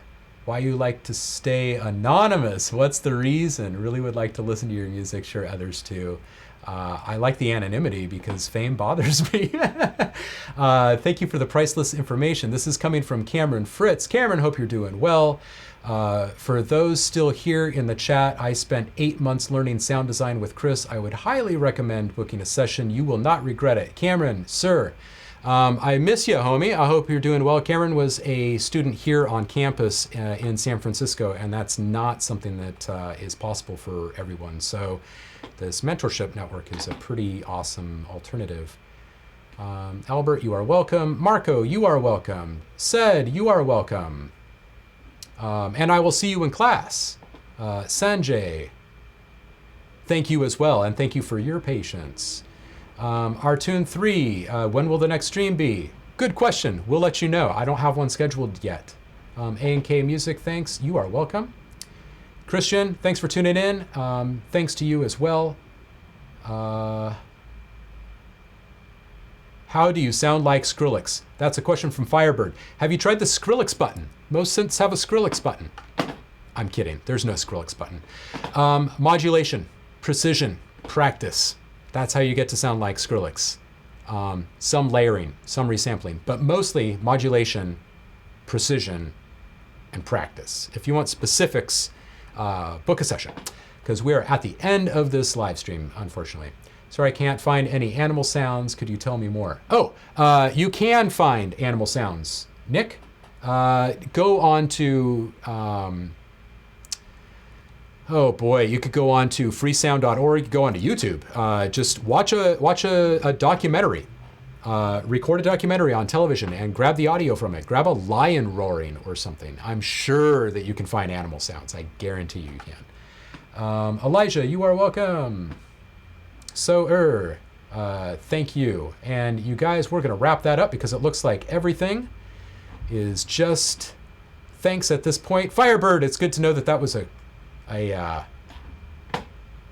joke, because that's actually a running joke in my world. So I'm glad that I didn't offend you. Thanks for tuning in. And I hope everybody got something out of this one. I hope that a bunch of you go back and check this out from the beginning if you weren't able to tune in from the very start. Again, check out pyramind.com/mentorship if you are interested in seeing what we're getting up to on that front. For those of you who are already sold on the idea and you want to just start connecting with a professional to up your game starting today, booking.pyramind.com. Again, my name is Chris Gear. Thanks for tuning in. We appreciate you. We couldn't do it without you. I'll see you again soon. Cheers.